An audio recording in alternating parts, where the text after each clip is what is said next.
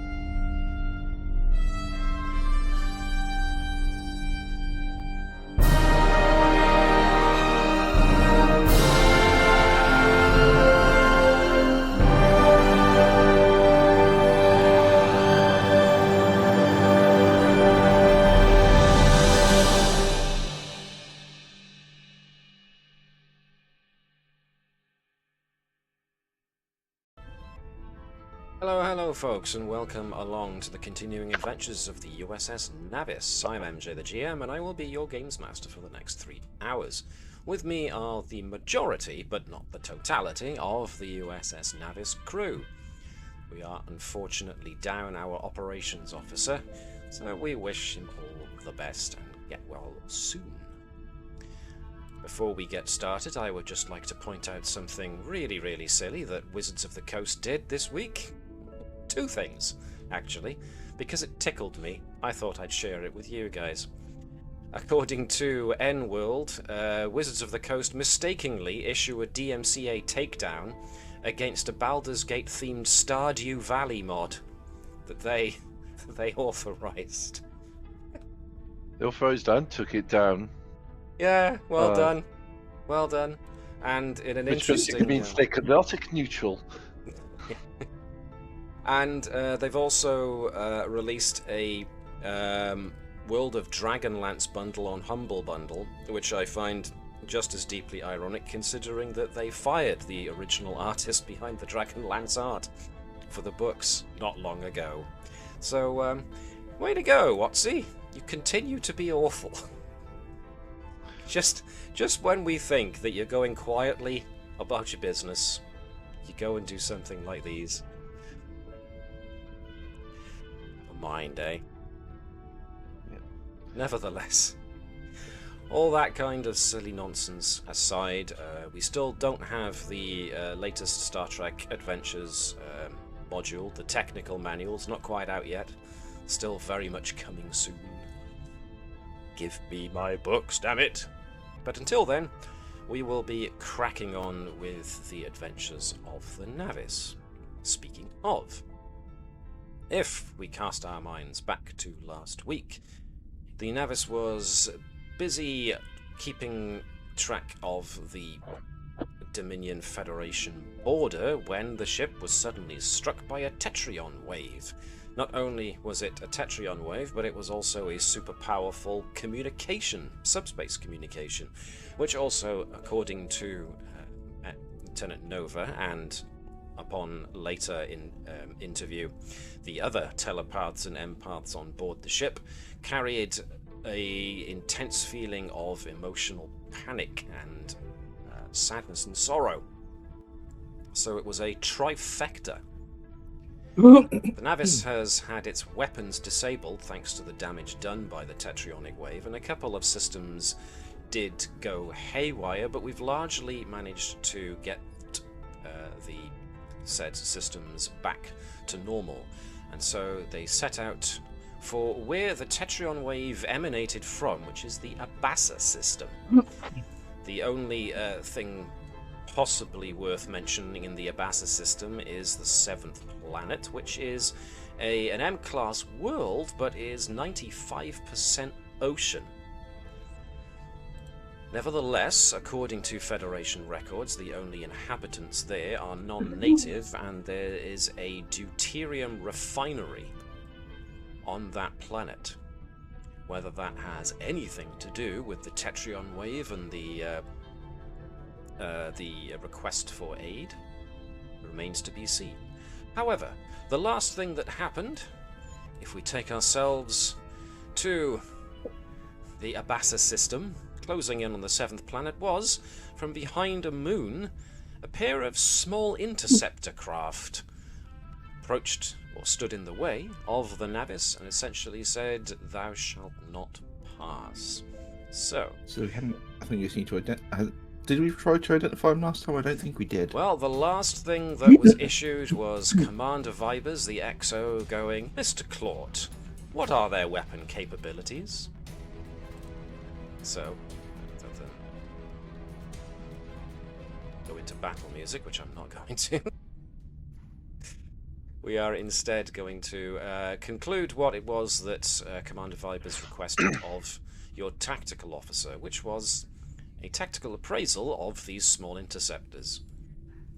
According to this, they are very small ships, about the same size as a shuttle, and therefore are equipped with phaser cannons. Whether they'd be any use against your shields is a matter of debate.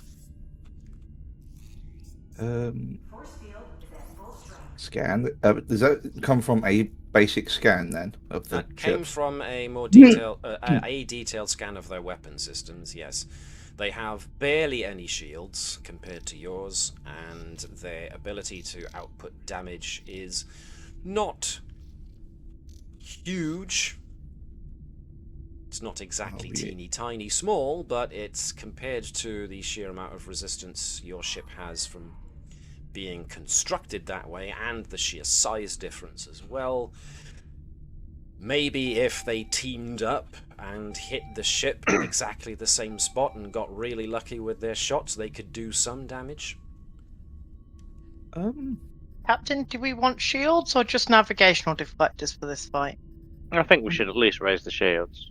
So what other information have we got from the scan? Are we able to identify the species? Of the interceptors? Yes. Humans mostly.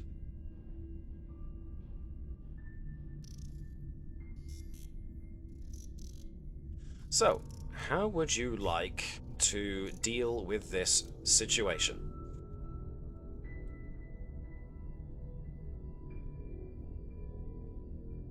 Do you want to open communications with them? Do you want to just fly towards the planet without a care in the world? Or do you want to hold fire here? What would you like to do? I think we should probably open communications with them as to why they're showing hostilities. Okay. I've got internal debates. I don't. Alex is more paranoid than Edwards, and I'm sitting there going, I want to say something, but it's not for Edwards. I don't think would say it. Could be another member of the crew that says it. Correct. Oh, it's just the idea of the only reason something ship so small could think they could take us on is either there's something bigger hidden around the station, or they know our shields are going to go down, or something's going to go wrong with our ship, which would indicate potentially infiltration, because we did have that weird kind of blue light thing. What? Or am I thinking of the wrong episode? I don't believe you are. You know, appearances Oh, can be no, deceptive after all. You have learnt this the hard way. That's the only reason I think of something like ships like that, thinking they could take on the ship. Said either something bad's going to happen to us, and therefore we've been potentially altered or infiltrated, or there's something bigger waiting and hidden when to see what we're going to do. I say bigger, more dangerous. A communication is sent out at the request of the captain just to try and open up a diplomatic avenue, and the two ships answer, once again repeating their warning. Essentially turn back and leave the system. Wait a minute, are any of the markings on the ships correspond with the marquee? No. The marquee shouldn't have any business out this far. You're certainly nowhere near the demilitarized zone, such as it used to be. I was just trying to think of, like, off the top of my head, what other groups that of potential other humans would be against the Federation. You just pointed out they're human. Right, so Prime Directive doesn't apply. You know, the starfaring ships, they may be teeny, but they're still starfaring. So that suggests... Plus, Federation records did state that there's no indigenous life other than single-celled. These designs aren't in our database, I presume? You can have a look. Does anybody here have starship recognition? Well, Lenny has got small craft if you want to activate him. Or you can just go off of one of your primary character's ability to interrogate a database, if you don't want to use up your supporting character slots. We'll probably need Lenny at some point anyway, so I'd be happy to activate him.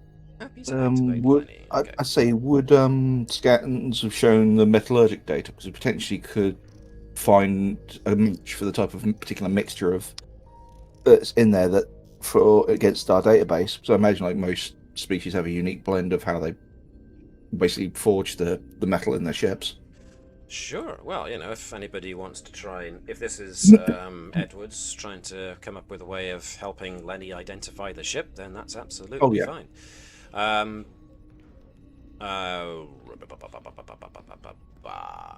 Gareth, do you want to be Lenny for this one then, in that case? We are using Reason and Con to try and use his knowledge of small craft to identify the ship, and Edwards is going to be assisting with his metallurgy. Captain, they are indeed. With 2 successes, Lenny identifies they are indeed small craft. Excellent. Good to know, Lenny. Keep up the good work. Even more successes there. Captain. Okay, then.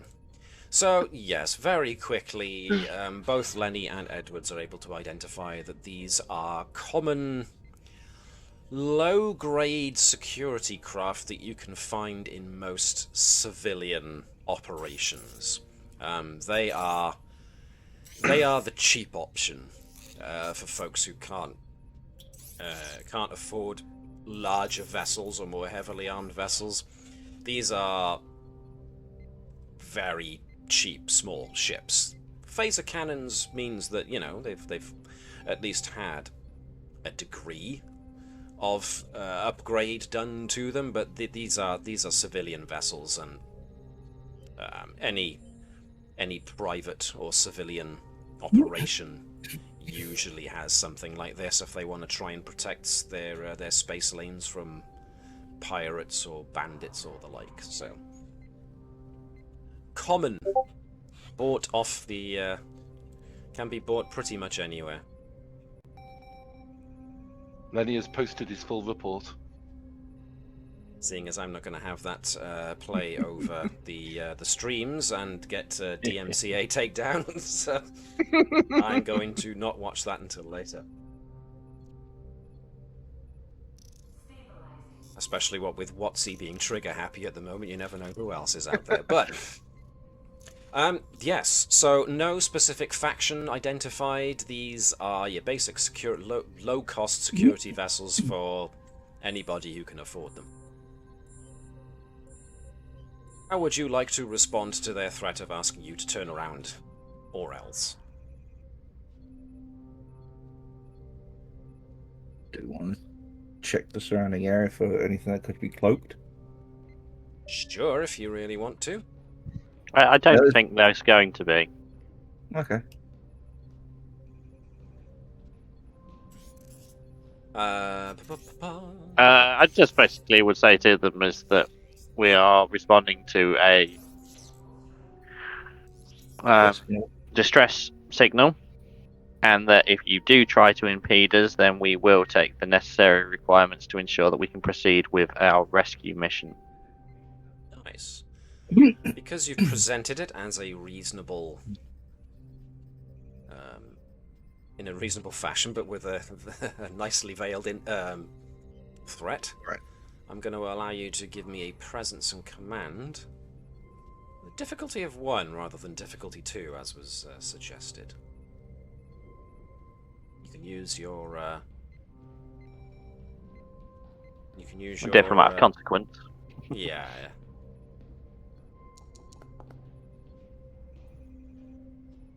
3 successes. Yes, more.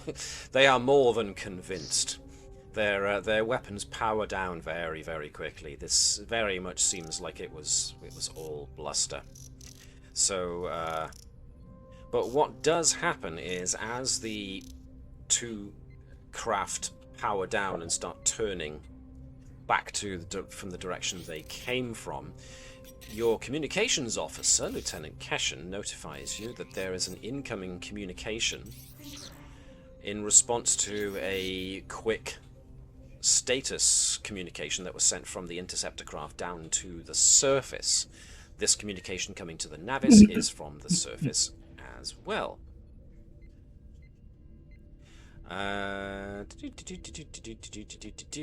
So you get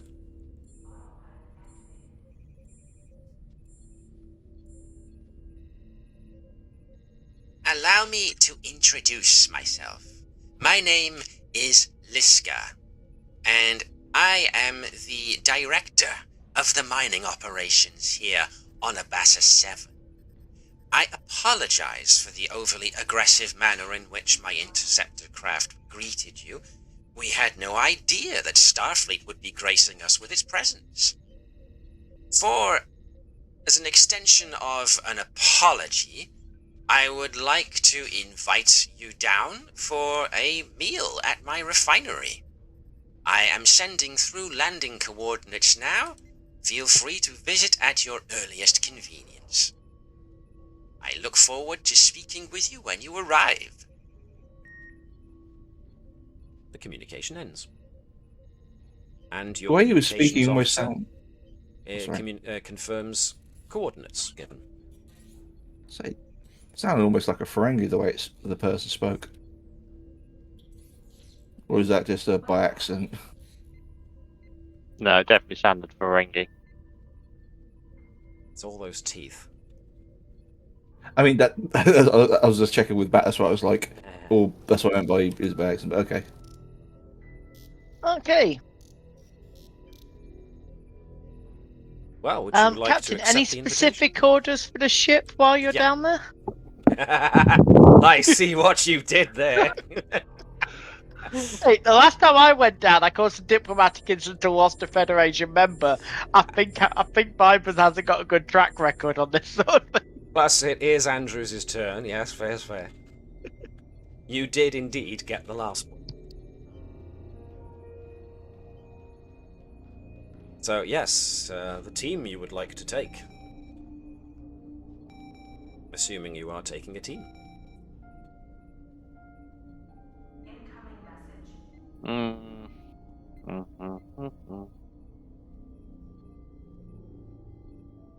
So, You can always leave Nova on the con.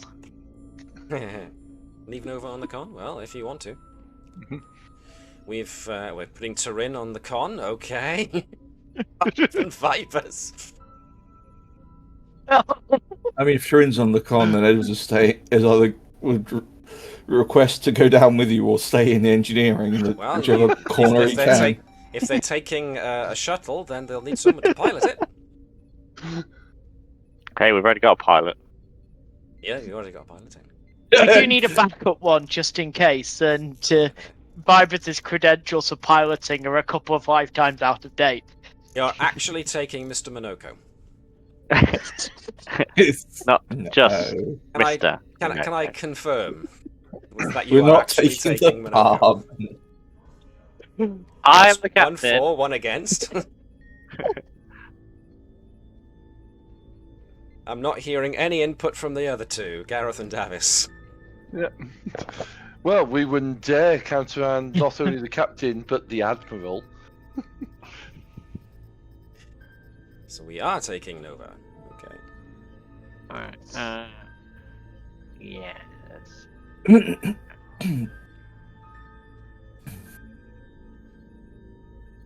Do we need to ring the doctor? Maybe worthwhile if it's a distress. Yeah, there we go. Wait, the crew. Okay.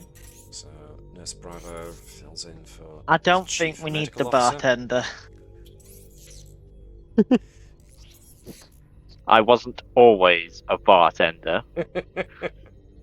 No, but it's really cruel to bring in civilians for a distress signal. He's not a civilian! He is at the moment. He's a Black Ops agent. He is a Black Ops agent. I'd totally be up for saying that he is.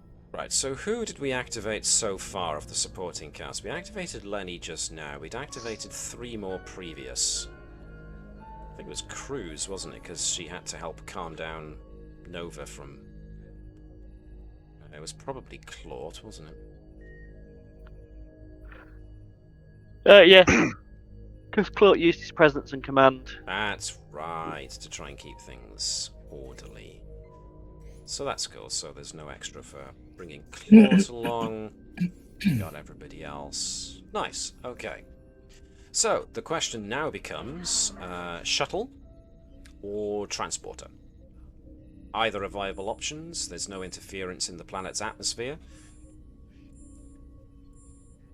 So either work as a means of going down. How would you like to do this? You want to take a shuttle so you get a look at the place before you go down, and you can make them wait? Or do you want to be immediate, just transport down? Do we want to take a shuttle with armed escort? Just to show off? Well, yeah. Preset sound gun to Ferengi.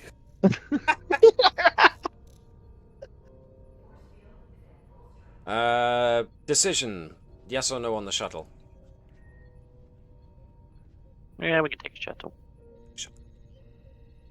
I would be tempted to take a is it a pattern enhancer, or is it something that allow them to beam us up in case they try to ground us? Well, that's a good point. Grab an emergency beacon. This Just would be, keep it. Just keep it in the shuttle. This would be the opportune time to identify any equipment that you would like to take. So, if you're going on an away mission, now would be the time to take a look at what you think you might need. Character equipment. It wouldn't be an emergency transponder, would it? Emergency transponder makes it easier for someone to beam you out really quickly, but it's applicable only to you, whereas a pattern enhancer covers a wide area. Okay, yep, so it'd be enhancer. So it's entirely up to you what measure you want to take.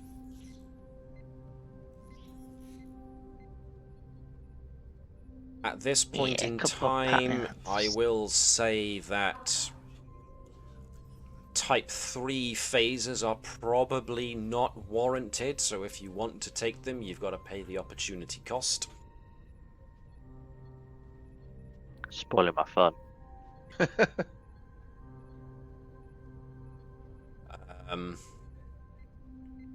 Do I spoil your fun even more and say that the same applies to the the gravity sled, the anti-grav sled? I mean, why would we need the anti-grav sled? Well, exactly. Why would you bring the anti-grav sled? Because we've never used it. Using it for fun. They might have some good hills down there. Well, considering you're going down to a refinery, that may or may not be the case. You can set up a water slide. Well, apparently the surfing on Abassa 7 is like nothing else you'll find elsewhere. Careful of krakens. Oh, and you said you got single-celled life forms, don't they, in the waters? You should be. Last time a This Federation. big single-celled life forms. Yeah, pretty big single-cell life forms. Yes. Apparently, according to the last time the Federation sent probe or any kind of information gathering in this direction, the seas do contain some life, but mostly lower life forms, single-cell life forms, a few types of algae and mollusks, nothing classified as dangerous. When was the last time it was actually that information was taken? Quite a while ago.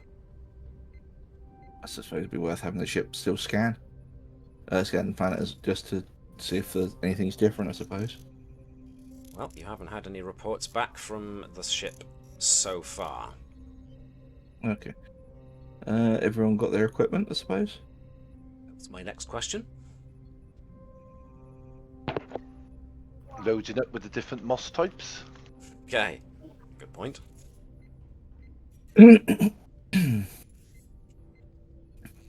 Okay, are we ready, do we think? I'm gonna go with no news is good news. Sounds good. So, getting yourselves into a shuttle, you leave the shuttle bay and start taking the descent down to the planet. As you start coming down, you get to see once again that its ocean waters are amethyst in colour. The colour is quite striking. And as you come down through the cloud cover, the shuttle gets pelted with spray and rain, but nonetheless, the colour of the waters is still spectacular. Most of the land masses themselves, the few that are there, are all crystalline, and it is going towards one of the larger island masses that you are travelling to now. And on said island mass, you can see that there is a refinery built on the edge, somewhere in the middle of the vast Abassan Sea. So, the pilot or pilots don't have much of a difficult time, but it is noticeably choppy when you come into and out of the cloud cover, but that's to be expected considering the sheer amount of water in the atmosphere. So it's a bumpy ride, but nothing that's motion sickness inducing. So it makes it a more interesting ride than just a smooth cruise all the way down. But nevertheless, there is the refinery, and there is an open air platform that you were given the landing coordinates to. Pretty soon, the shuttle makes landing, and you are able to disembark. That's where we find ourselves, on the refinery. So the first thing that strikes you is, of course, the noise. You can hear the pounding of the waves against the support pylons of the refinery, and of course there is all the machinery and the people to work it, milling about, doing their various jobs. All the bits of heavy-grade machinery that need to be used in order to maintain and operate this place. For those of you who actually dare to stare over the edge, or cast a glance over the edge of the refinery, you do see that there are evidence of smaller crystalline formations rising out of the ocean, but nothing too big. You are greeted at the entrance ramp, or the exit ramp, depending on your perspective, as you come out of the landing bay, and you are greeted by a number of individuals. The fellows all wearing the same uniform and packing what appear to be a pistol and a cudgel, appear to be security. The Iridian, marked by the bald head, the wrinkled skin and the very large ears, seems to be the one in charge of these guys, and is there apparently waiting for you. Allow me to introduce myself. My name is Mishran Vong. I am the head of security and also co-chief of operations here on the refinery. I have been asked by Mistress Lishka to take you to her office. If you could follow me, please. He moves up to a gate. He flashes a security pass, which makes the gate open. The two security members closest to the gate part, but the others line up expectantly as they look to be escorting you. I'm sitting there going, wait a minute. So this is like, we're not at the point where what was it? Quark's mother started influencing the Barenga politics. Not Nellick. The Grand Nagus. What's his name? Nagus, thank you. That is a good question. I'm afraid I can't remember off the top of my head. This seems like it would be around about the right kind of time. It was near the back end of the the end of the Dominion conflict, I thought. Or am I mistaken? People who know better than me. Sounds reasonable at this point. Nagus Sec. Let us see what Memory Alpha says. So, let me see. Expansion into the Gamma Quadrant. Where is his... Open negotiations with the Dominion. The Karamar. Came into possession of a Bajoran orb. I'd forgotten about that bit. Yeah. Oh, that was a fun episode. Yes, this is the right kind of time. In 2373, he fell in love with Ishka, Quark's mother. A radical feminist. So this is the right year for that to have happened, yes. Interesting corollary. I was just thinking that one way it makes sense for there to be a female Ferengi is potentially the owner. Or I'm presuming we're being taken to the owner, I should say. It's making a big presumption on my part. Well, it seems like it's a working presumption. We'll find out shortly. Indeed. So, I'm just going to move folks up, just hanging around the entrance. But nevertheless, yes, go on.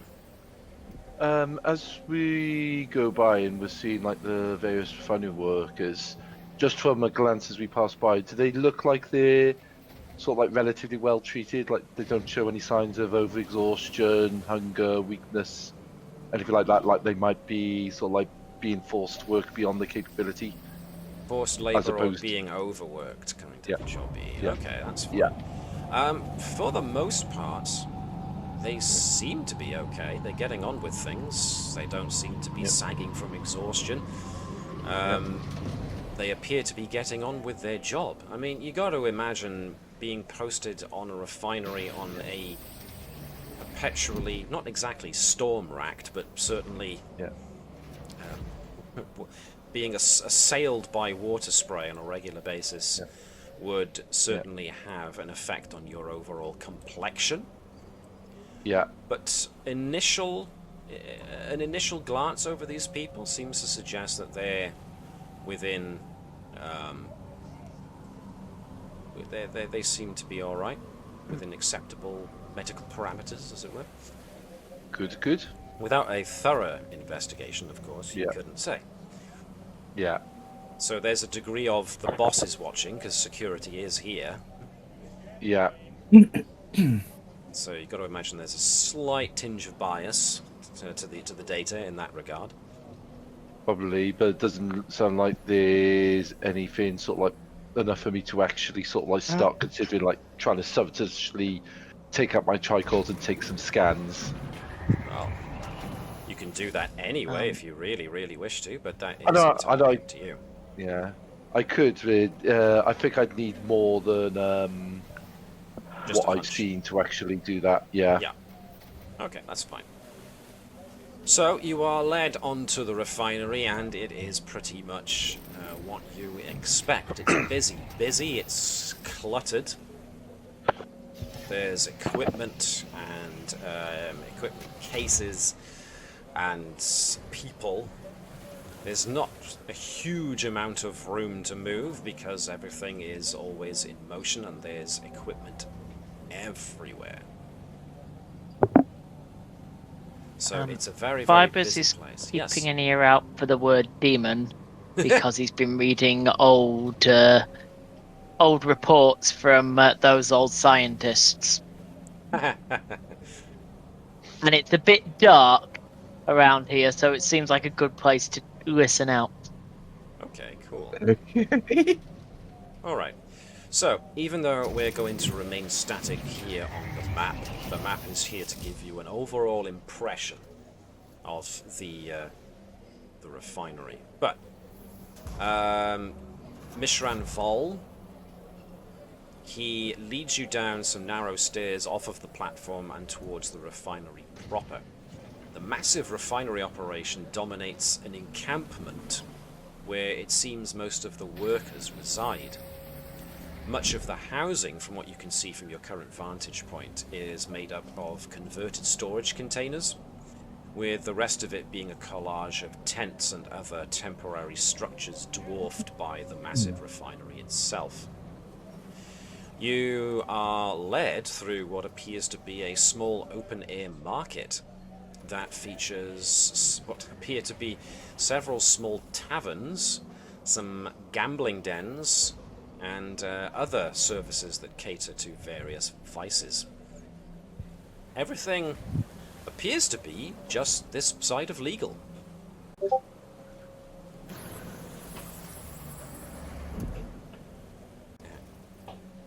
Janus 6, right, gotcha. You can see at least a dozen different species from all around the Alpha Quadrant. Although, one thing does strike you. There are no Ferengi that you've seen thus far. Now, as you get led along, Edwards catches the sound of a familiar voice shouting. A voice you haven't heard in a very, very long time. And It's so... his cousin again, isn't it? What was that, sorry? It's not his cousin again, is it? No, no. But it's definitely someone you used to know on the outer colonies. And sure enough, as Edwards is coming past a wire fence that separates this walkway that you're going down from the main floor of the refinery and its various pieces of refining equipment, you do indeed notice a very familiar looking denobulan. Someone that used to live on the same colony as yourself. His name was Vlon. At the moment, he appears to be just working on a piece of equipment. What was our previous relation? You were just you were just on the same colony. You know, you didn't work together exactly, Okay. but because it was a small colony, everybody knew everybody. So So in that case, we would know sort of like what he did on the colony, what his potential. yeah. So Speciality he was more of the handyman. Well, he liked being the handyman, somebody who was good with machines, more or less an engineer. You know, the civilian version of an engineer. So it would make a certain amount of sense that he would find employment in an establishment like this. Call out to him as he's going along. So yeah, as you go past, Hey, Fallon, is that you? at which point he stops. Hey, What's on Johnny! Also notice that he's in red for an enemy. I can't change that. Alright. For what Fine, he owed you money.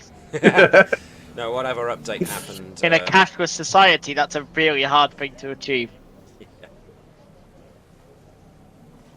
Well, Johnny Edwards, if I do live and breathe.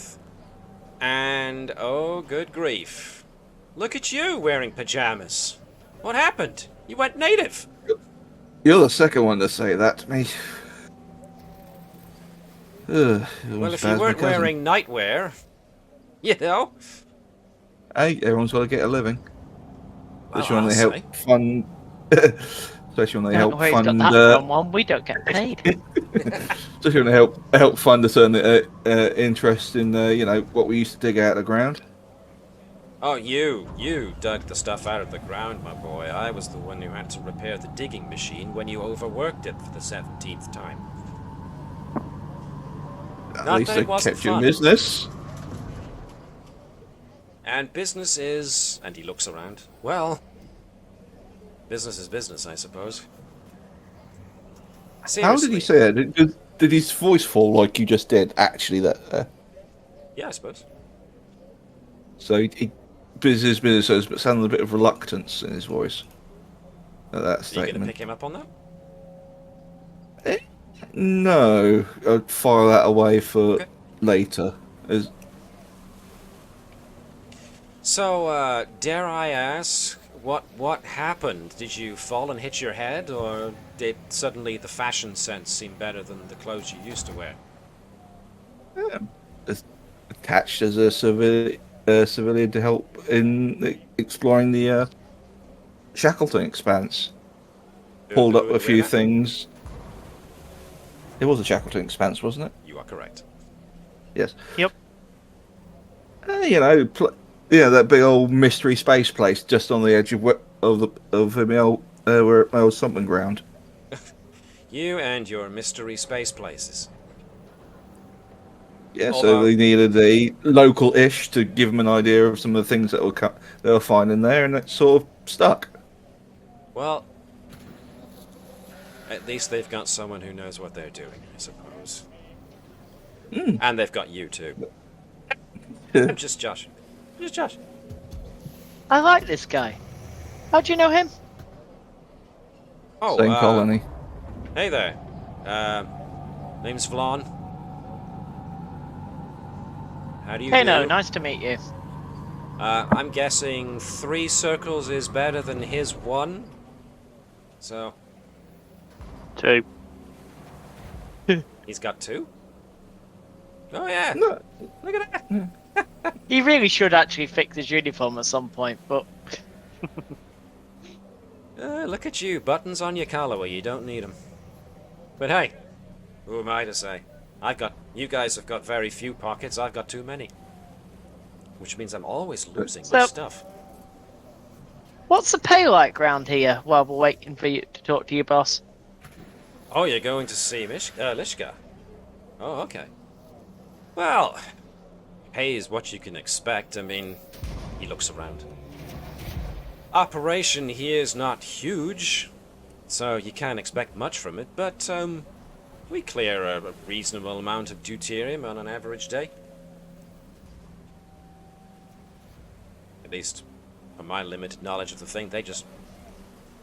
Enough I'm that I just good can't with the try power and systems. pinch you for a Starfleet contract. Our fleet contract? Are they actually going to pay me something? Or am I Do you supposed know to do it for the something? betterment It's of really humanity? hard. It's really hard to get our leadership to realise some people want money. Well, it's Doesn't help with that. I'd have It's- thought the infinite access to resources and replicator technology. well, that's what I mean. Resources.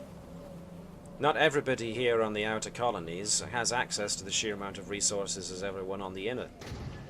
It takes a while for that kind of stuff to get over here, so at least that's what Pappy used to say. That's why I came here to work slightly closer to the inner regions without being actually in the inner regions, if you see what I mean. Oh, you've got 4. How do you do, ma'am? Very well, thank you. So, well, if you're going to see Lishka, then I shouldn't really keep you. Besides, I've got the boss man there, Vol. He's looking at me funny, so I better get back to work before he fires my butt. But, hey, you know the tavern, the third one down when you came in? If you've got some time later, we could catch up. I'm off shift in about 3 hours. Looks to the command.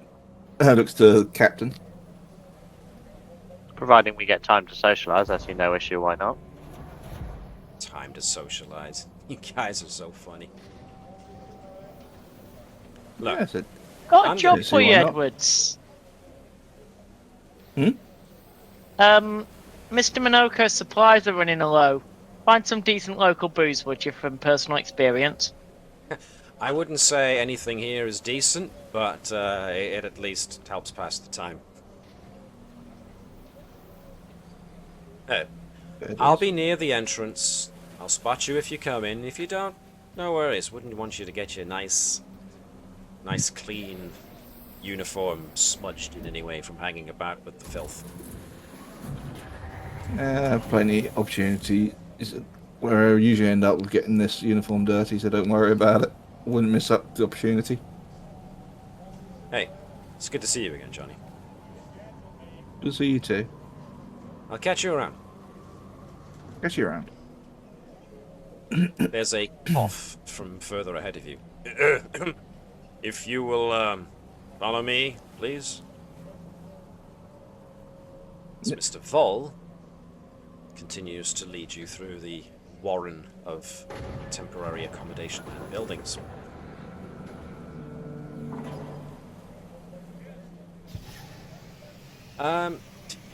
Vipers is going off to the pub. Did you say that Vipers was on the lookout for anything particular, Davis? I kind of missed it when you said it. We had a unknown.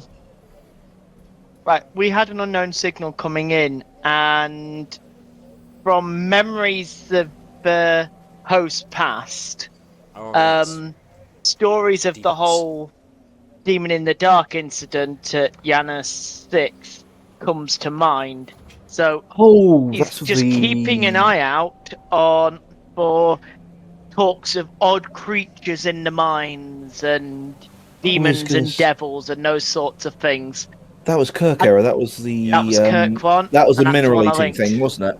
Yes. Oh no, I haven't looked at the link. I was just pulling that from memory. Nicely done.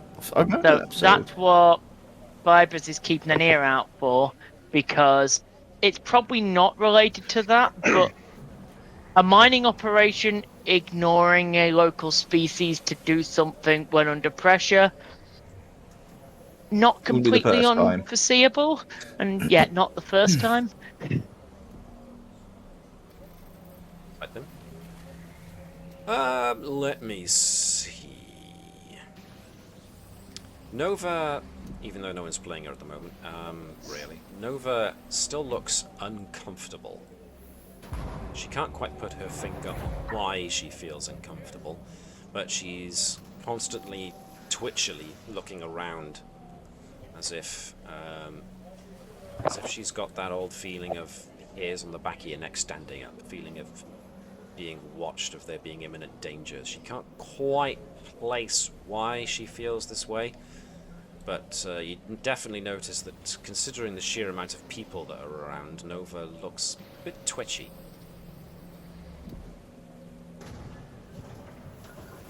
Other than that,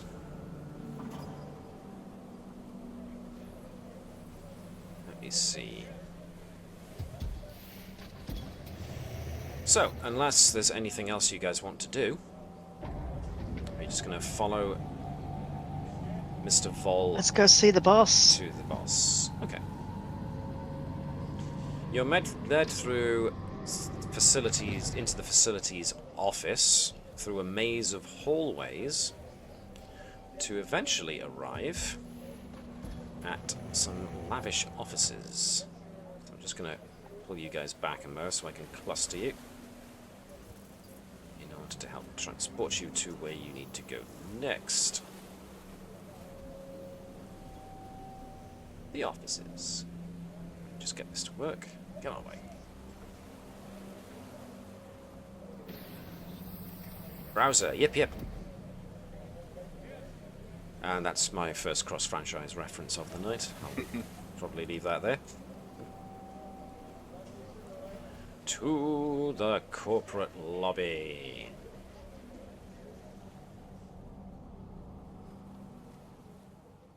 So, you pass a small reception desk with another security officer behind it.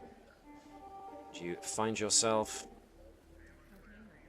in pretty flashy office area, considering everything else is grimy and dirty, but that's in a way to be expected.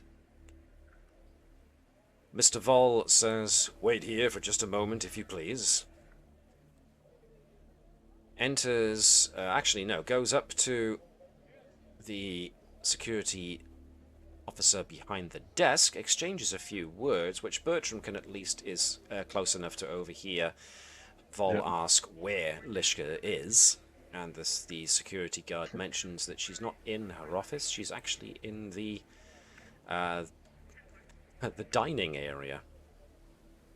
At which point Vol then resumes his tour and says, "Follow me, please," and leads you in this direction. So, you should have full control over your tokens, but I can move everybody at once if you wish me to.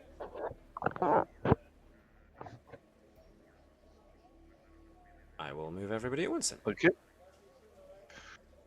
We march in Starfleet formation. So, bringing Mr. Vol along with us. Yes, he brings you to this area. Go on. Increase speed, change direction. Mr. Vol indicates this door here to go through, where Mistress Lishka is waiting for you.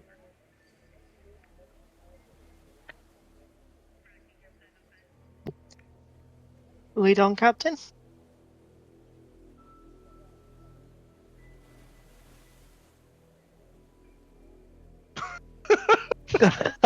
Captain just goes, "You know what? Change my mind." As the captain enters, a fully clothed Ferengi female turns around and goes, "Ah, excellent. Welcome, welcome. Please, sit down. We have various different culinary treats for you to sample should you feel hungry. We have various different types of seating for whatever makes you comfortable. Please, come, sit." Gonna bring Nova in. And Nova being Nova, even though she's twitchy, is probably going to notice the, essentially the sushi bar over here, and so... Claught being Claught, however, how is Claught going to handle this? Is he just going to stand near the door, or is he actually going to sit down? Claught's a man of standing. He's kind of sleep standing at his console, you know. So, Mr. Vol enters as well, but stays near the door. So, welcome, welcome. I am next to the plant, I see. Next to the plant, yes. So, with some people who were called wallflowers who stand next to the plant in a party, just to look like they're doing something, Bertram is the person who actually goes to the plant pot in the party because he wants to see the plant. Is it a real plant? Because It's if a real it's plastic, oh, that's good. I say if it's just a fake plant, Bertram would be sort of like going, "Must not show my rage." So yes, Lishka remains standing. So considering what everybody knows about Ferengi society and females, the fact that it was a Ferengi female was surprising, as it seemed. She is fully clothed and has various jewelry adornments hanging from her as well. So, all of this, atypical. So, how can I help? How can our humble little operation be of assistance to Starfleet?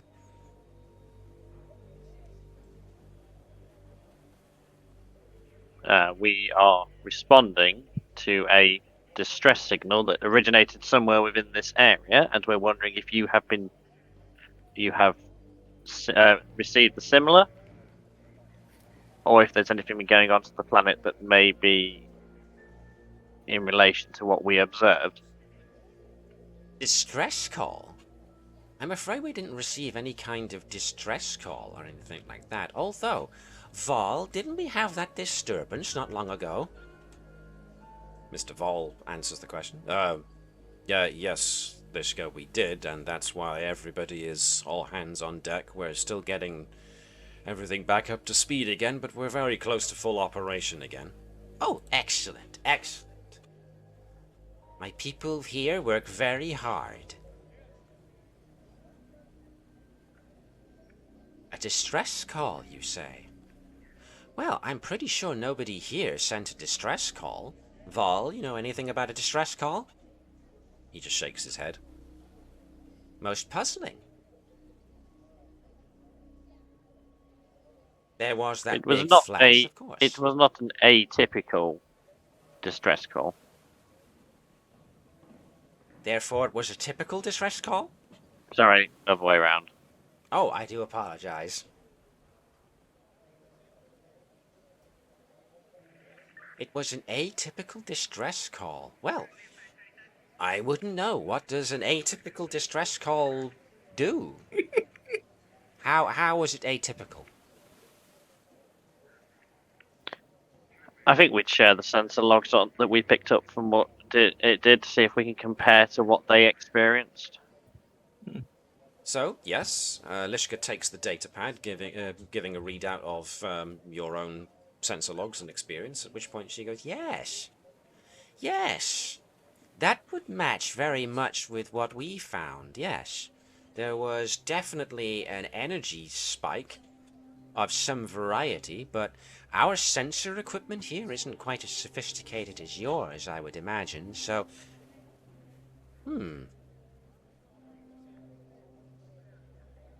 Petrions. Our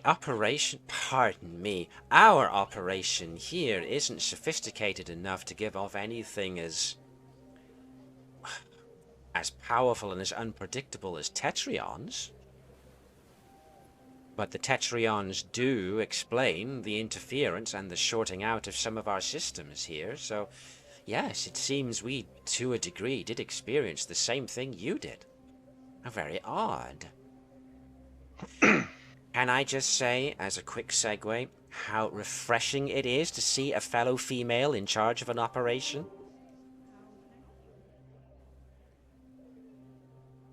Well, thank you. Just kind of like subtly glancing at Nova to see if she's actually trying to kind of like butter me up. Like what her intentions are. Nova, with a mouth full of food, just turns round and gives a kind of shrug. Ferengi are notoriously difficult to telepathically and empathically read. Mm-hmm. So with shoveling food into her face, probably with chopsticks, Nova's just got her cheeks full and just shrugs. Good to know that Nova is doing the hamster. I was going to say. Ham nam nam nam nam nam nam nam nam nam nam nam nam nam nam nam nam nam nam nam. Nom, nom, nom, nom, So- nom, nom, nom. Well, Sorry. this is a puzzle. But it does strangely coincide with something that I suppose I can now ask for your help with solving.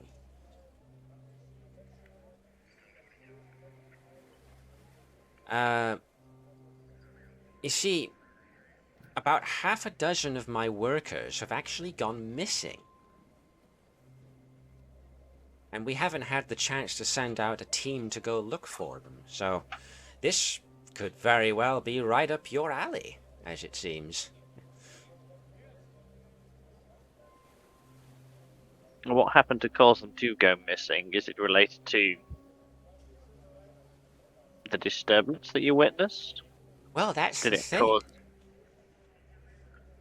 As far as I was aware, the disturbance was just some kind of energy release. Again, I apologize for not being quite so savvy on technical and scientific endeavors as yourselves obviously are, but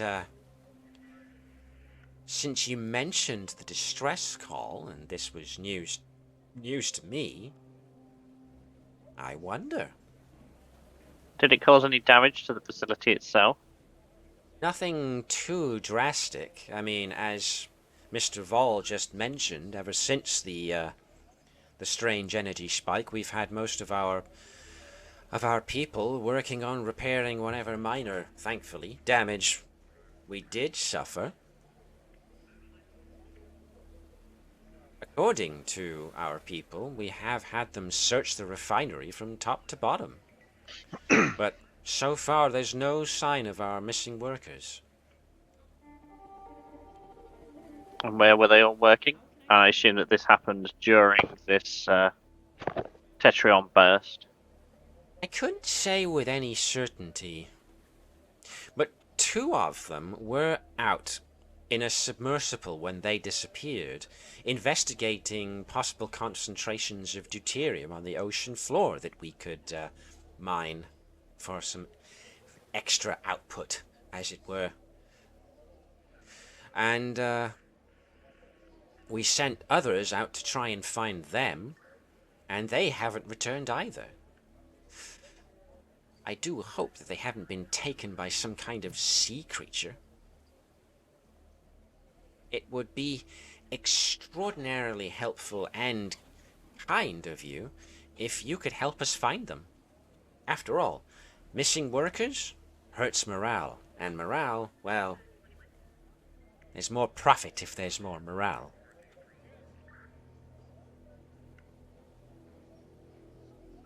Can you at least give us a flight plan or a course that was set for the original submarine? We can then potentially use our ship to triangulate. Yes, of course. Mr. Vol, if you could. Sure. We can get the last flight path. Or should I say... I know what I mean. Sure, I'll get you the information you need. Excellent. Well, feel free to help yourselves to food. If you like, we can also set you up with some accommodation. We have some guest suites here if you'd like.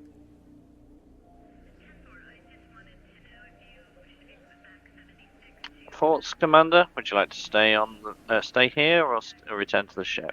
Personally, I believe returning to the ship might be best because we can continue researching. I think we might have to do both, Commander. Captain, it at least give us the ability to investigate a bit more what's going on around here. Mm-hmm. And so if you can arrange some quarters, that would be greatly appreciated, Lishka. Of course. No problem we will whatsoever.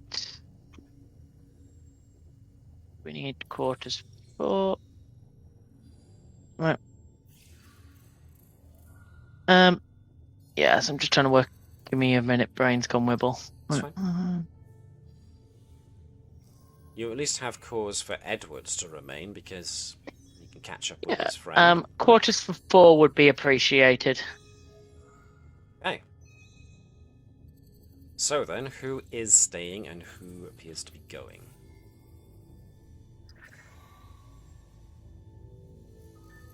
Edwards has been a given. I imagine Vibers is volunteering. Yeah. Is Bertram whether he wants to or not. If needs be, the captain will stop. Sorry? Rather than Vibers. If Vibers wants to go back to the ship. Nah, Vibers is fine.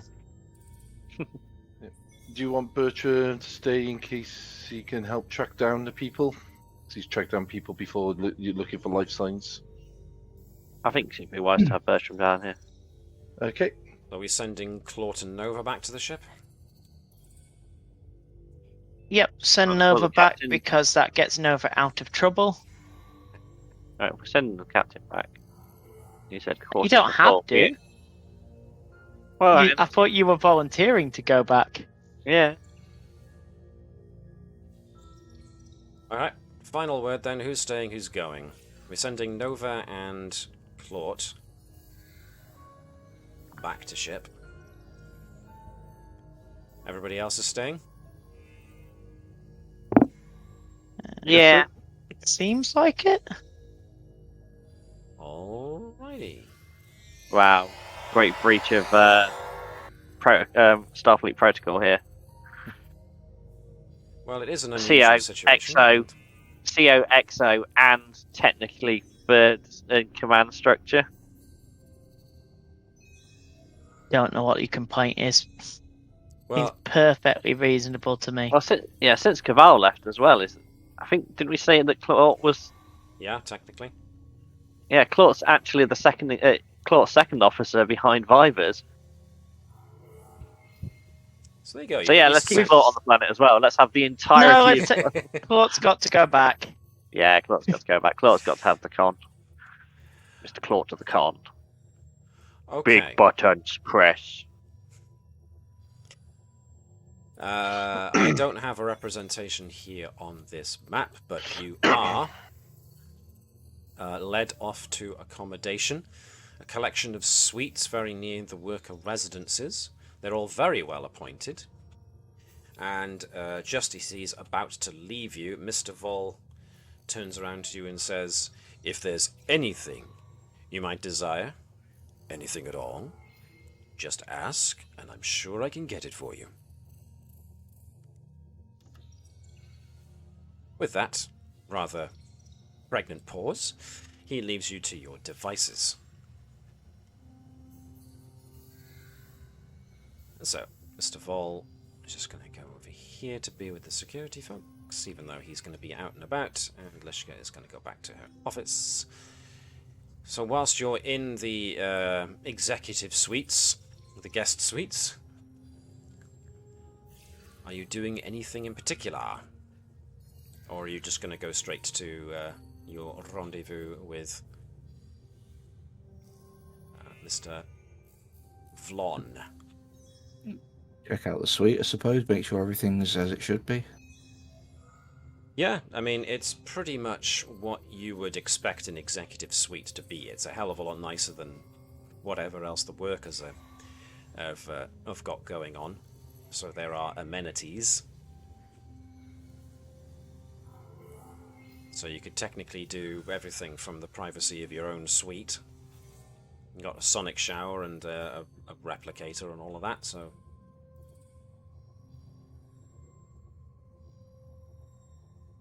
Anything else? Nope. Okay, then we will go probably to Mr. Vlon. So once again, I'm just gonna pop folks back onto the refinery map, just so that we are in a sense of we are out amongst the people.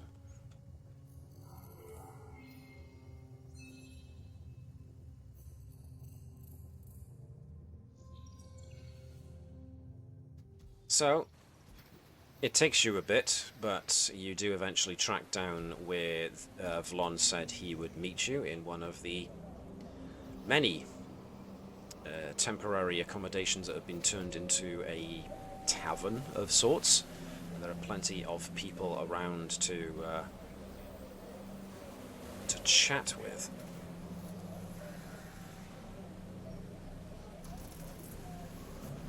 People. Well, There they are. specifically look for his friend. Yep. Doesn't take you very long. He did as he said. He was waiting very close to the door so that you could spot him the moment you came through. So he is not difficult to find.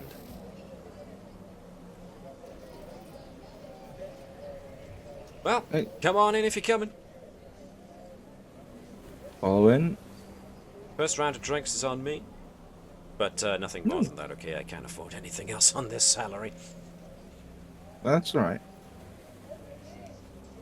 So, Perhaps Commander Vibers can pay. I'm sure he's got some sort of platinum stash somewhere. Oh, I wouldn't know. I Reaches wouldn't into see pocket. Reaches into pocket, just pulls out sort of like 7 gold bars, you know, like yeah. Pulls out a couple of strips and goes, "That cover around?" Whoa. I mean, yeah, sure, that would cover more than a couple of rounds, but he puts his hand on Vibers' outstretched gathering of gold. You might want to keep that on the low, if you know what I mean. Otherwise we might have, you know, a riot or something go on here. There's not So much you room for a riot. You paid that little to work here. It's all... What's the word I'm looking for? Which is something I really need to have printed on a t-shirt. It's all subjective, I suppose you could say. Gold is really good as a conductor. But it also has other uses too, of course. But yeah, out here on the frontier, we don't see much gold, or platinum for that matter. At least not in great quantities. Well, I'm sure I can get the Corps of Engineers to hire a couple of good hands. But I think I might be stepping on your boss's toes a little bit. Yeah. I can't complain too much about Lishka, pardon me, and Vol. I mean, you know, this is their operation, and they hired me to do it. Same for most everybody here. It's on the up and up then. Oh, he looks around. Yeah, we're on the up and up, but, I don't know. It's probably nothing. Hey, we're stuck here until the Admiralty lets us go, so you might as well give us some info. At least then I've got something to put in my report, apart from the beer is pretty bad, don't do shore Sorry, leave here. could you repeat that, Matt? I literally just accidentally stepped on the wire that pulled my headset out, so I sort of got where you said, after you looked around and then said, yeah, I suppose it's on the up and up, and then my thing went, so I missed anything you said after that. Thankfully, it was Navis that actually sent stuff after me, so... Well... It is? I was saying was, if you give us some info, then we're stuck here till Starfleet lets us go. Give me a bit of info, and then at least my report says a bit more than your beer's bad and don't do shore leave. Yeah, it's like about these people that are going missing. Oh, them. Oof. Well, let's see. I mean, deep-sea prospecting's a dangerous business, which is why I'm one of the engineers here, so my job is to fix stuff and keep stuff running. Yeesh. There's the idea of being cooped up inside of a pod and then in a suit and walking around the deep ocean. I mean, don't get me wrong. We know for a fact that there are no large deep-sea animals here. So, in that way, it's kind of comforting, but at the same time, oh, can you imagine? Nothing but so many hundreds of feet of water all around you at all times. You gotta look around the bottom to see if there's any deuterium veins that you could tap. I mean, oof, rather them than me. But yeah, kind of strange. I mean, considering there's not much down there. I mean, there wasn't any kind of seismic disturbance, I don't think, to maybe make a crystal formation give way. No. The trouble is, the people we sent to look for the ones who went missing have themselves gone missing, so we don't have much else we can do for the moment until we get operations back up and running, I suppose. I mean, Lishka didn't mention anything about it, sending another team. Did she? Us. Oh. Well, okay, that kind of makes sense. I mean, we've already lost 2 groups down there, so get somebody else to do it. There was one thing. She said she hopes no large creatures got them. But I was like, but as you said, if it's widely known there's nothing there, that's kind of an odd thing to say. Well, yeah, you can get reports telling you that there are no large things in there, but you try walking around down in those dark blue depths and see if you don't feel like there's something potentially down there that could swallow you whole. It's intimidating. Plus, you know, you go out on the deck and what do you see? Nothing but water from horizon to horizon. The place messes with your head. That's why I never volunteer for the prospecting trips. Ooh, wait. You'll find an increased shortage of people volunteering for that now that we've had 2 teams go missing, I can tell you. So there we go. That adds a bit of flavour and excitement to the place, I suppose. So Although- there's never been any scuttlebutt about any weird sightings down there of actually anything. Sightings? No. Well, nah. It's nothing. No. Go on, anything could be useful. Well, it's less to do with sea monsters. It could be nothing, but this is a deuterium mining, prospecting refinery. So we drill and extract deuterium. There's plenty of it in this place.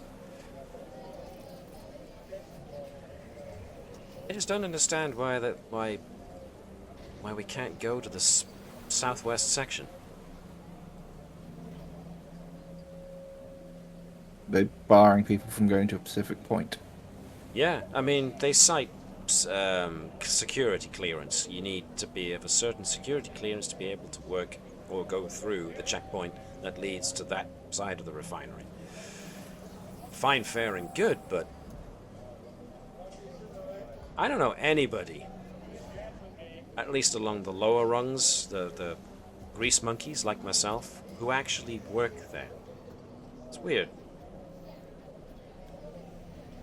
I mean, if it was extra storage space and they wanted to make sure that the grunts like me didn't get their hands on deuterium, then fine, but you know, it's not exactly like we get regular people visiting here, and so we could smuggle deuterium out under our overalls or anything, but, you know. I don't know. It's always. Are we all in this conversation, by the way? It's up to you if you've all followed Vipers and Edwards out to the bar. If you think you did, then yeah. So what were you going to say? Has it always been this way? Yeah, now I think of it, yeah. Ever since I was brought on board, they did tell me flat out that Southwest Section is off limits. I figured that's probably where the execs go, but no, that's the exec suites are, and he points to where you came from, well, that a ways. Nowhere near Southwest Section, so it's just weird. I mean, it's not like they're doing experiments or something over there, because there are no scientists here except for, you know, the guys who need to know their stuff about prospecting deuterium. So. Could be nothing. What makes you think that? Just out of interest. Well, you know how it is. As soon as someone mentions that there's somewhere place you're not allowed to go, the first thing people start asking is, why can't we go there? So I don't know how much stock to put in the thing. I mean, the work here is okay. It'll do. We're not mistreated. I mean, we got bars, we got gambling, we got stuff to keep us from killing each other, you know, when the boredom sets in. So, it's not like they treat us badly here.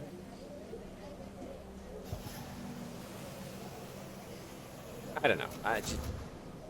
We've been drawing up a lot of deuterium. Of that, I'm certain.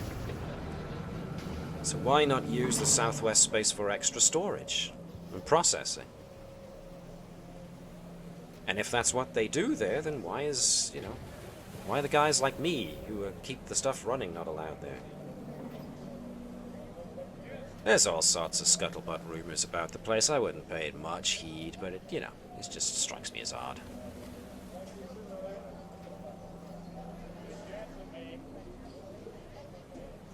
So, what exactly do you guys do for fun on a Starfleet ship?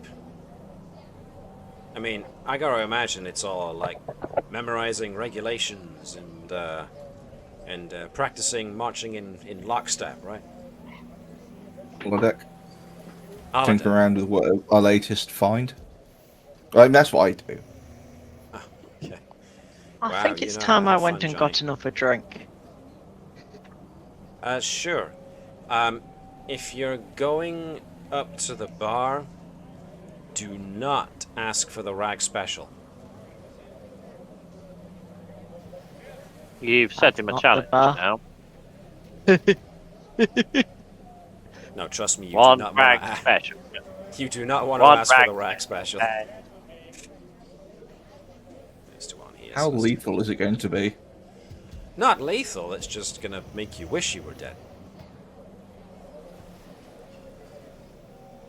We're pretty sure that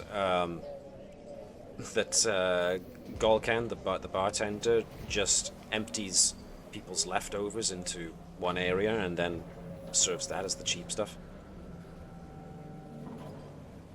Charming. Yeah. I mean, I suppose not the worst I've had to deal with. So, catch up with any of the folks at home?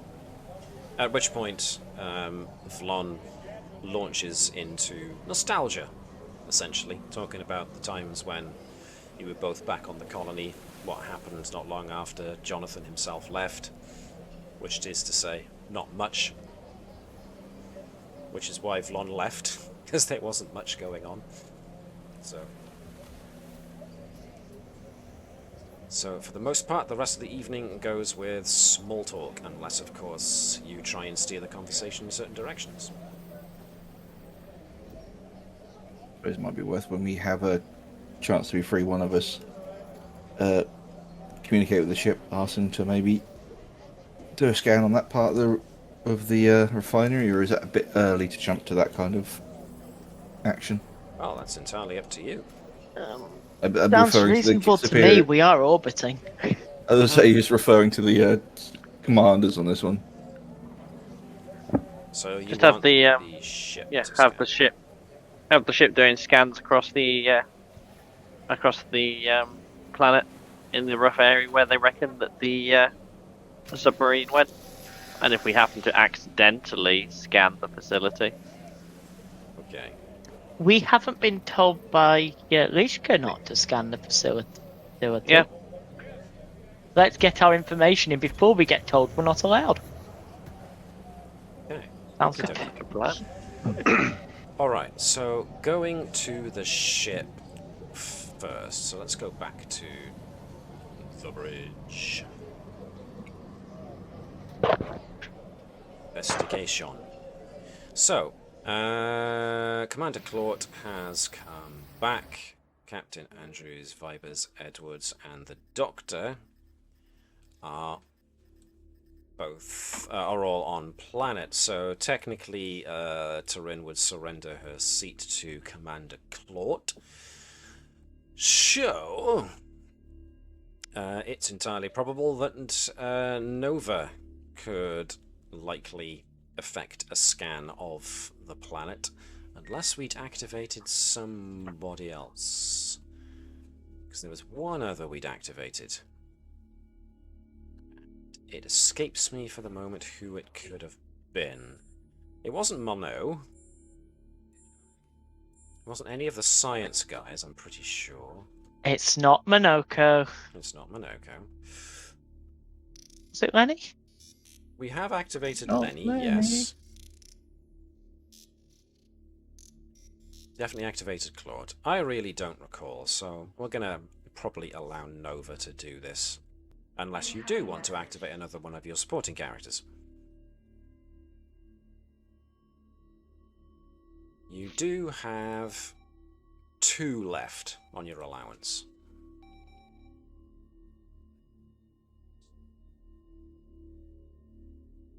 I will go with that as a negative then, nothing springs to mind. So, can I get Gareth to be Nova for me, please? Yep. Dun dun dun. Ask you to give me a control and science test. Science. Nothing really on Nova's focus list that would suggest just doing a sensor scan, so we'll just have to leave it. But, Davis, if you... Yeah, Davis, you could be the Navis, giving us... Sure you say that just because it rhymes. Yes, I do. Davis and the Navis. Sensors Nova and rolls 2 science. successes. Roll sensors and science for the Navis, and remember the Navis counts as having a focus. Not I'm that... just trying to find the Navis. Not that Nova needs it. Let's see what level of you get.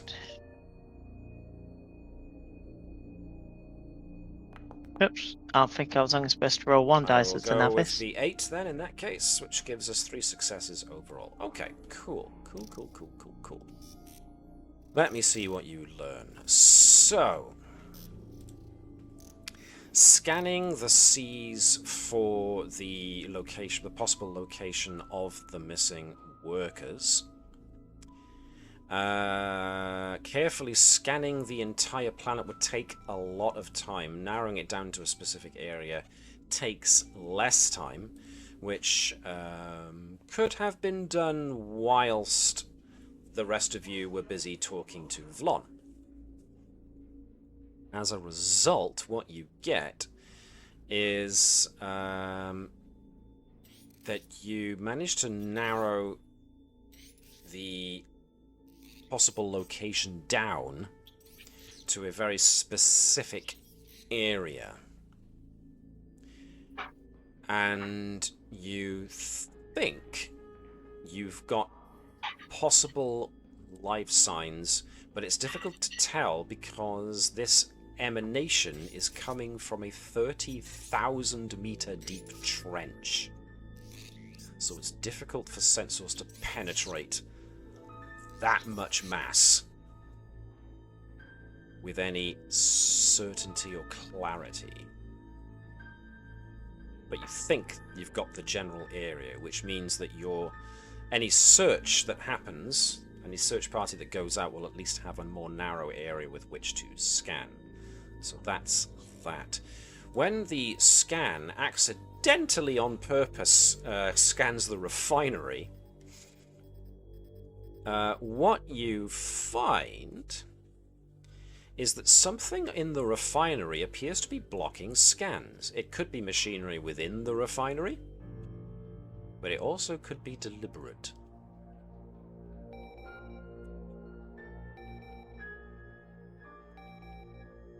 Anything more than that, and you would have to spend momentum to ask a question. I mean, we got full pool. Anyone want to spend some? Don't mind. If you want to gain more information, you need to spend 2 points of momentum. As well. Yeah, we can add it back easy enough. Yeah. Alright then. If someone would like to take the momentum out of the pool then. Thank you.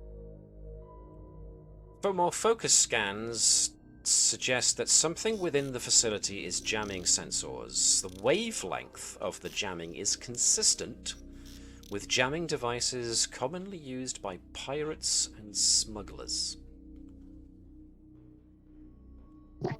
And you stop looking at me in that tone of voice. It smells a funny colour.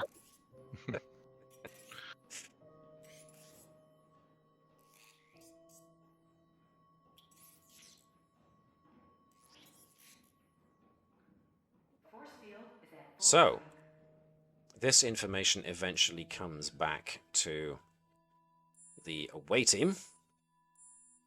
So let's go back to refinery. Whatever you would like to do with such information is up to you.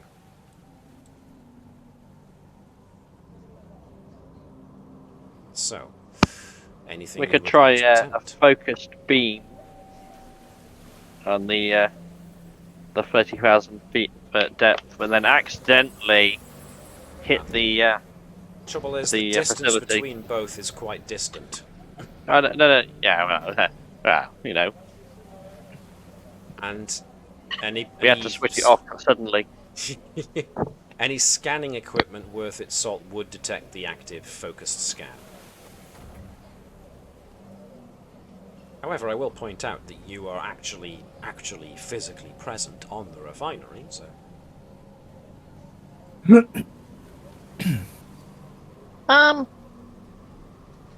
How far away is that section of the refinery? Only minutes away, really. The refinery is big, but it's not so big that you couldn't cross it within the space of like 10 minutes. Doctor, fancy going for a walk? It's a nice day for a stroll. Which Bertram finds odd since it's very overcast and wet outside. As you wish, Commander. I'll So, go along with him for a stroll. whilst you are out on your stroll, can I get whichever of the two of you, or both of you want to give me a reason and engineering task with difficulty 2?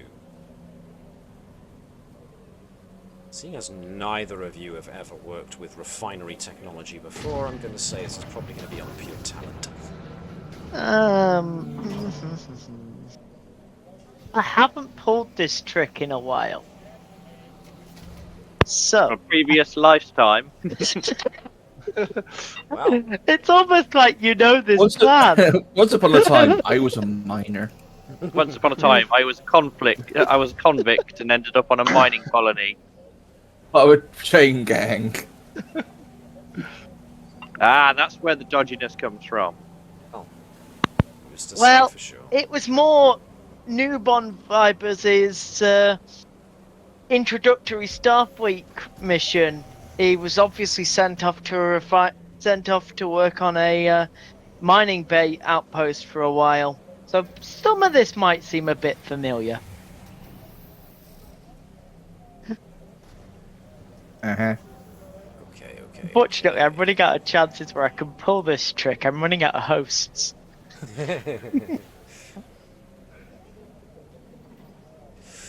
Alright then, so how did we do? Have we rolled yet? We haven't. There you go. Oh, okay, 2 successes, nice. Is Bertram assisting, or is it going to be all fibers? I'll give him an Since it is assist. an engineering job, but Not a very good assist, but okay, that's fine. So, wandering around, seeing what you can see. So, just wandering past the area in question that you want to have a look at. So, as you're going along, the equipment that you're coming across is appropriate to a mid-sized deuterium refinery, but it does appear to have some extra machinery for the refining process. It's difficult to tell from this side of the fence, as it were. If you wanted to get a better idea of what's going on, you would have to get closer to this extra machinery. But you do Any notice that it is slightly guarded. bewildered board guards? There are guards, certainly. Oh, good. Let's see if we can talk our way in. Well, as soon as you approach, you get the response of, "I'm sorry, sir, you're not allowed past this point." Starfleet investigation. We're checking to see Technically- whether your boss is meeting union rights. As far as I'm aware, sir, we're outside of Federation and Starfleet jurisdiction, since this is a private civilian operation. Therefore, I'm going to have to ask you to present me authorization from either Mr. Vol or from Lishka herself. I haven't received any such clearance over the intercom, so you're going to have to provide me with some, I'm afraid, sir. Otherwise, I'm going to have to insist that you leave this area. Vulcan neck pinch from surprise. And this is me resisting the You're temptation welcome- to do the you're entire welcome skip from to- Spaceballs. You're welcome to follow us round as we just do a quick investigation, but we do need to have a look before we go and talk to your boss about this part. Sorry, sir, but you cannot, absolutely cannot go into that area without authorization. And until I get authorization, you are not permitted to go past this at this point.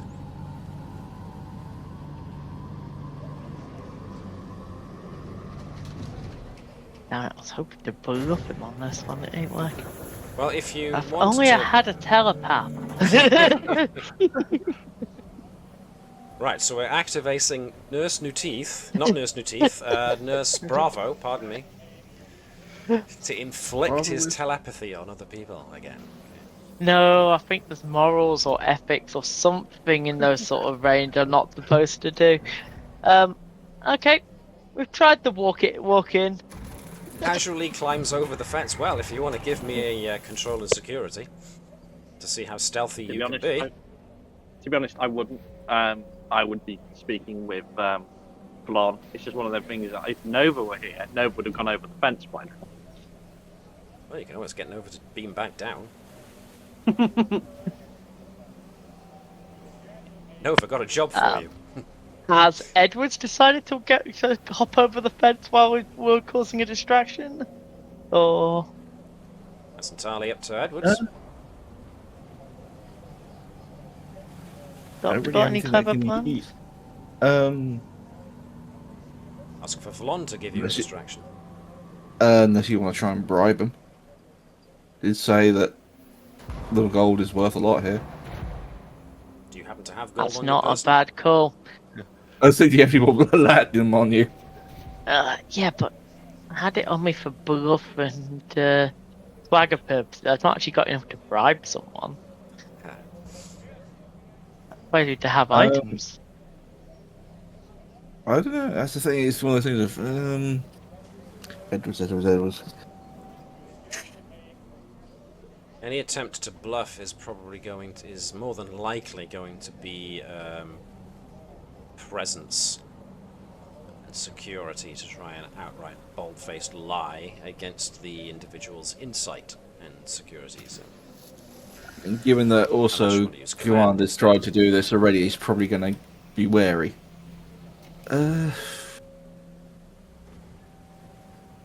So how would you like to try this?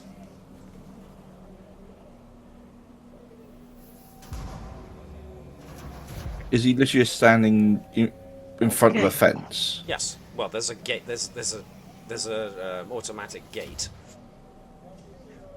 that prevents access currently, but there is essentially a chain link fence.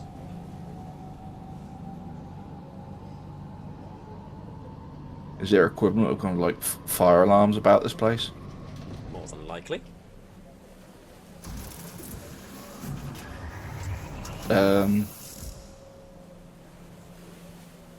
Ding we dong have with ditch. us, it was sort of the idea. Ah, you can give it a try. But I'd probably see if we could modify it so it only goes local to this particular point. We don't want it to set off the entire station because that would cause a riot. Okay. By all means, then, give me.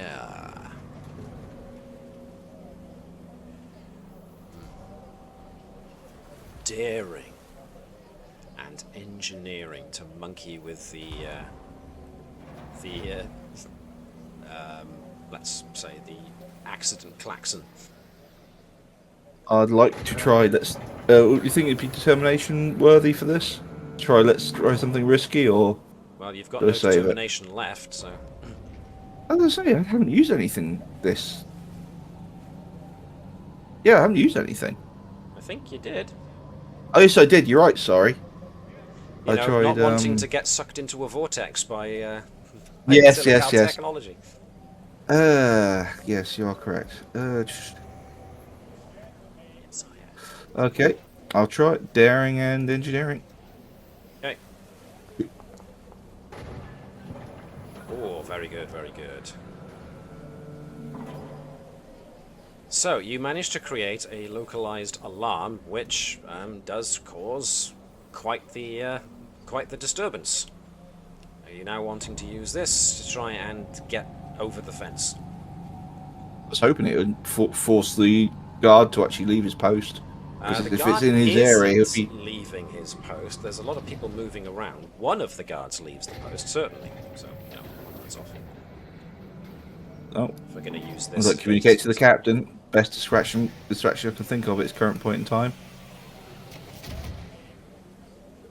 So, these guys are going to use insight and security to spot any interlopers, and the difficulty, by the looks of it, is a 1, so anybody attempting to sneak through the fence is going to need to get over that. Or that or over. So, So the question being is, at this moment in time is, why are we doing it?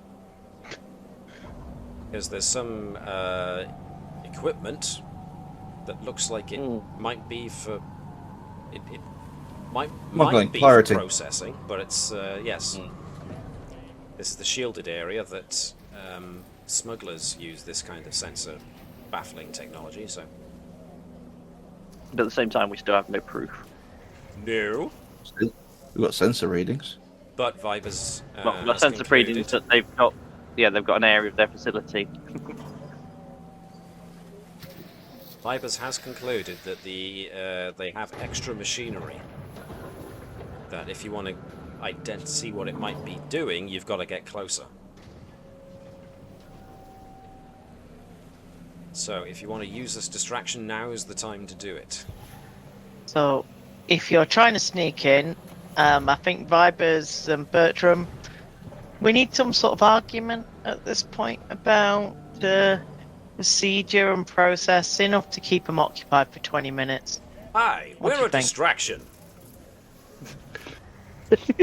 Look at us waving seen our this arms plan and shouting before. very loudly. You've seen this plan before. Doctor, I am now going to talk at you in a very aggressive manner, ducking my head back and forth like this as if I am telling you off. I am not. This is a ruse. So please react accordingly. I was more thinking because the guard who's in front of us hasn't gone anywhere. You said. Yes, one guard has gone off to find out what set off the alarm, but another one looks like he's determined to keep his post. But there is one less set of eyes, and there's a lot of running about of confusion, so you do have some cover if you want to go about a circuitous route of maybe climbing onto one of these large structures in order to jump over. But yes, go on. I was thinking more Bertram would start arguing about safety procedure, trying to actually sort of get. All right then. So Oh, maybe I whilst don't need to. well, no. Whilst Vibers and Bertram are creating a distraction with an argument over procedure, Captain Andrews is able to slip by, more than likely by climbing onto a structure and jumping over the fence. And so, curious about the extra machinery, I would like Captain Andrews to give me an insight or a reason and science check. Yeah. Difficulty 2. I'm just going to take tricorder readings. I have got no chance in this. Trouble with taking tricorder readings is that something is interfering with them.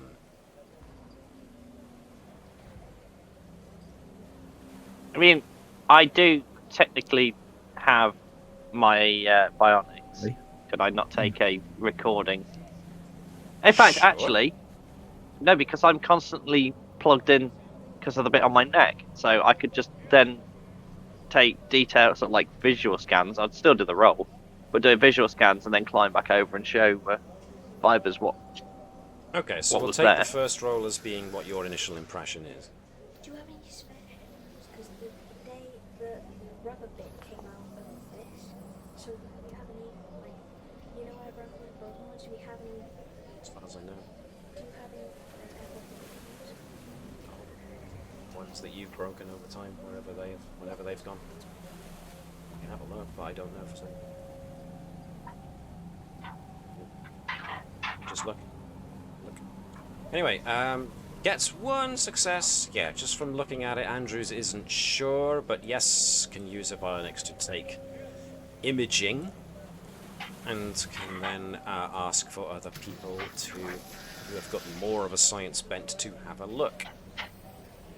So, I mean, once again, Edwards could be a good one for this, what with his metallurgy, but it would be more mineralogy than metallurgy, so maybe not. But either way, somebody with a better grounding in science than Andrews' rating of 0 would probably be advisable.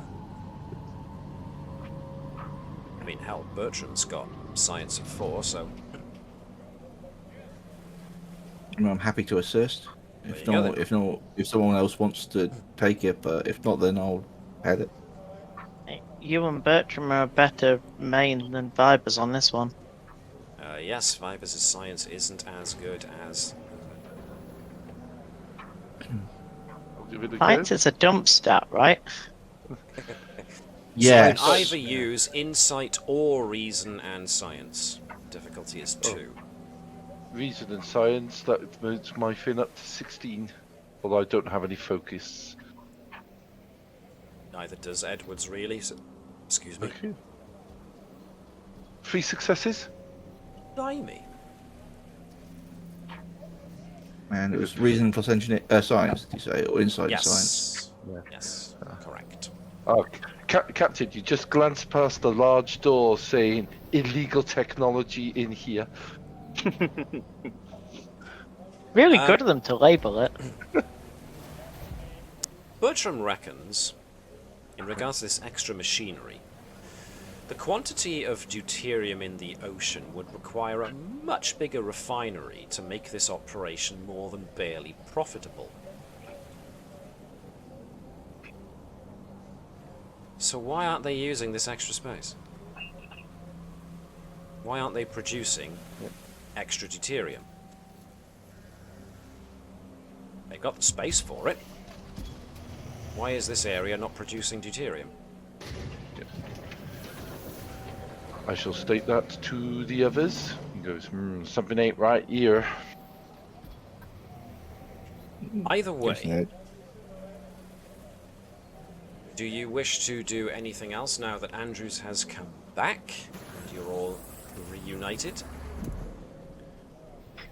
For the missing workers, or do you want to ask some more questions or do a bit more investigation? What do you wish to do?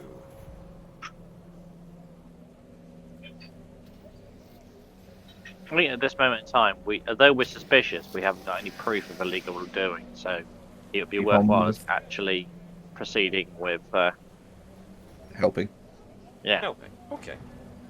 Well, the good news is that your shuttle can cope reasonably well with ocean depths as much as it can with the void of space. So you've already got a vehicle by which you can proceed. So, the 4 of ye, unless you want to bring either Claude or Nova back, and take the shuttle down into the depths. Especially since you have more of a refined idea of where to go. So, is that what you wish to do? Mm-hmm. Excellent. Then, since we used shuttlecraft,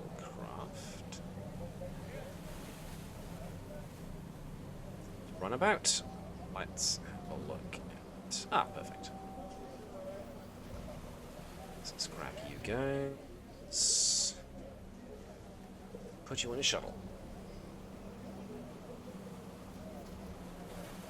Alright, so thanks to your sensor readings that were taken from the Navis, you've got a very good idea of where to go. So now it's a case of going down into the depths. So that's Depths where of we're going. damnation. So let's have a look.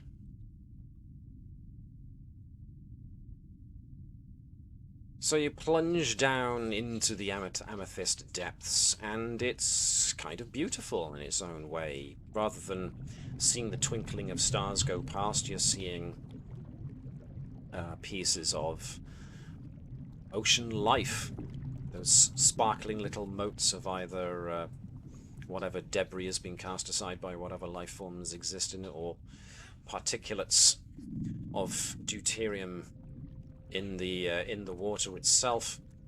It's all very pretty, although the occasional grunt and groan of the shuttle as it settles into dealing with the crushing pressure of the water on it occasionally gives you a bit of a reminder that you're not actually in space. But you have managed to knock down the amount of time it will take you to search the area to very impressive 3 hours, thanks to the very localized sensor sweeps that you made.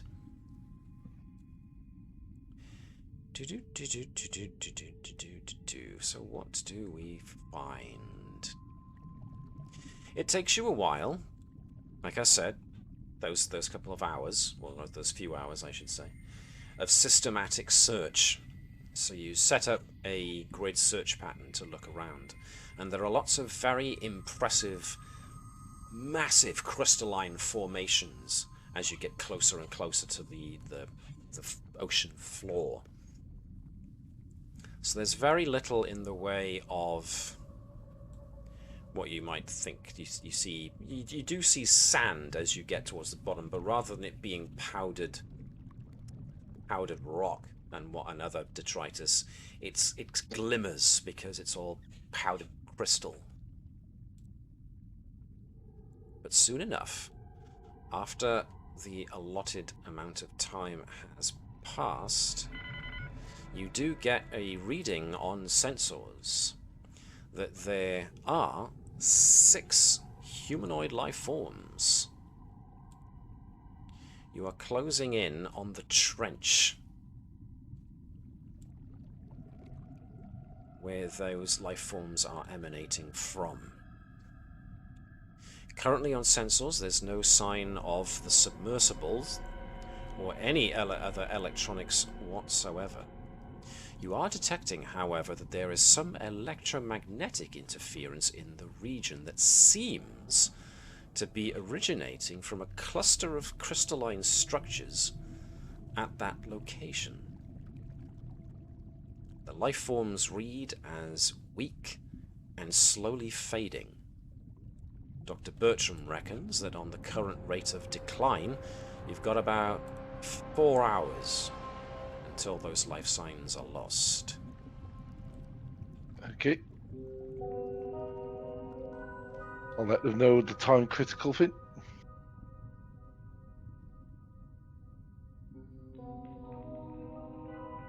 So,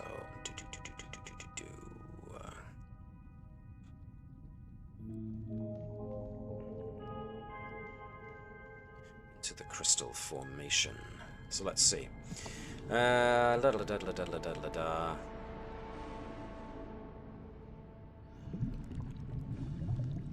Who can we have? I'm gonna go with Bertram. Not Bertram! Dun dun dun. What You a start twist! to get these weird little motes of light in your vision. Bright lights, a distorted vision, almost as if you were looking at a light source underwater. Bioluminescence? Okay. Is that kind of like just like all floating around in my vision?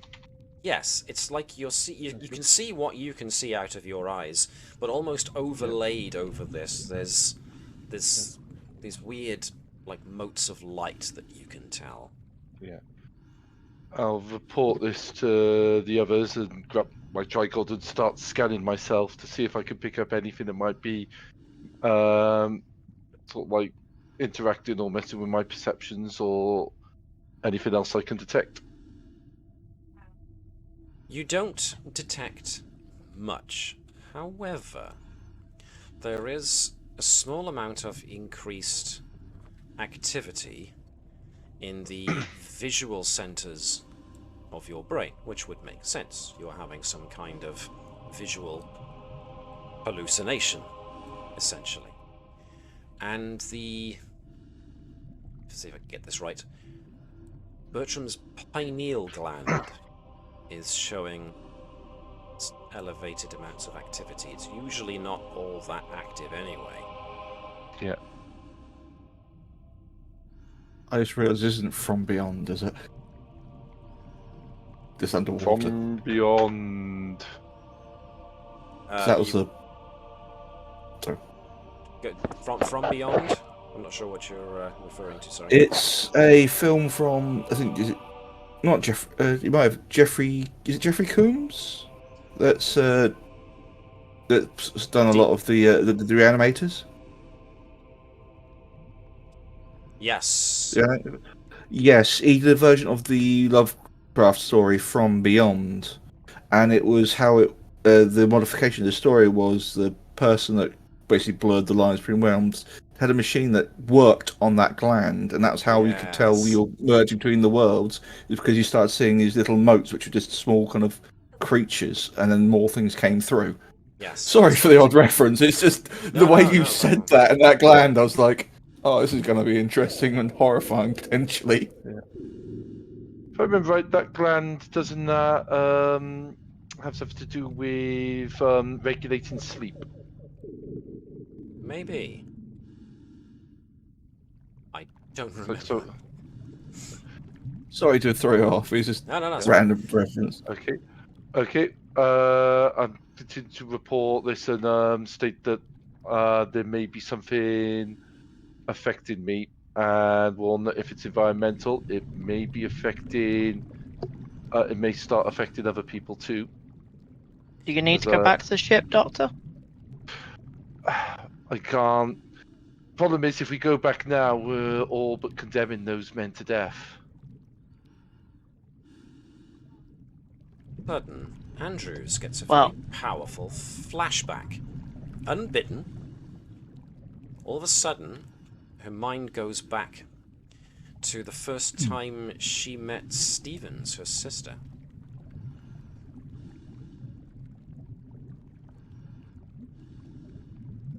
In It which only lasts a few seconds. I met So- sort of like post accident yeah, or pre-accident. post-accident. So Okay. before Andrews got all her memories back, this was a very big moment for her, was remembering that she had a sister, and then meeting her again as if it was almost for the first time, but, you know, not completely. You suddenly have that come raging back into your conscious mind. It only lasts a few seconds, but it does make you feel distracted as that suddenly comes unbidden back to you.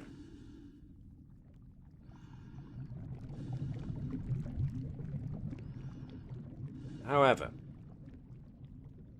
you are now very, very close.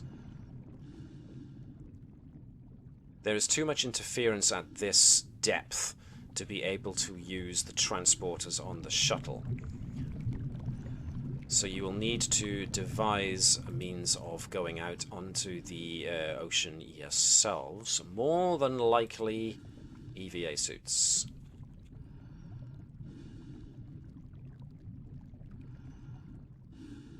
Those EVA suits might require a bit of modification. However, it should be possible. But you are now closing in very much on the life signs.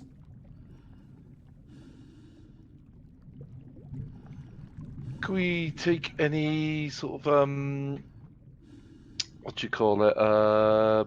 Readings on the environment in case there's something in the environment that might be causing things like hallucinations or similar. You can try.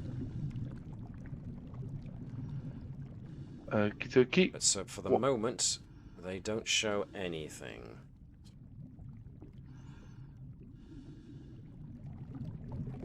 So, how would you like to do this? In fact, Carefully. carefully. Right. We have great difficulty apparently. Okay. Alright then. Your EVA suits should work fine. Are you taking anything else out with you? I was going to say phasers aren't going to work, so it's not going to put in taking any kind of weapons or anything with us. Any kind of So- first aid kits or anything we could take? Yeah, I'm assuming we're taking Yeah, okay. our normal equipment and stuff. Alright then. In that case, let us go out onto the ocean floor. I said it would be worth actually taking the pattern enhancer so we could potentially get the beam straight to the ship, actually. Well, like I said, the depth of the ocean here creates difficulties. It is possible, but it's going to be a difficult one if you do it that way. As I was thinking, using the pattern enhancers to improve it, but yeah. Okay. It's just thinking, depending on what their state is, are they going to be able to survive going back to the surface? I require somebody to give me a reason and science task in order to modify the EVA suits to work, so that the science check is determine the exact pressure resistance you require. And after you've got that, you can do a check to modify the suits to see how well they can stand up to it. So anybody that wants to, reason and science, difficulty 1. Reason and science. I'll give it a go, unless someone Sure. else wants to. Go I ahead. assume none of my... Okay, really don't know if work, any- because this is yeah. about oceanic pressure, so... Yeah. Bit outside of your purview, sadly, but still, Bertram is a very keen scientific mind, so... I'm Okay. uncomplicated that. I don't want to accidentally have us all drown or something. Alrighty, so you've put that on just in case, gotcha.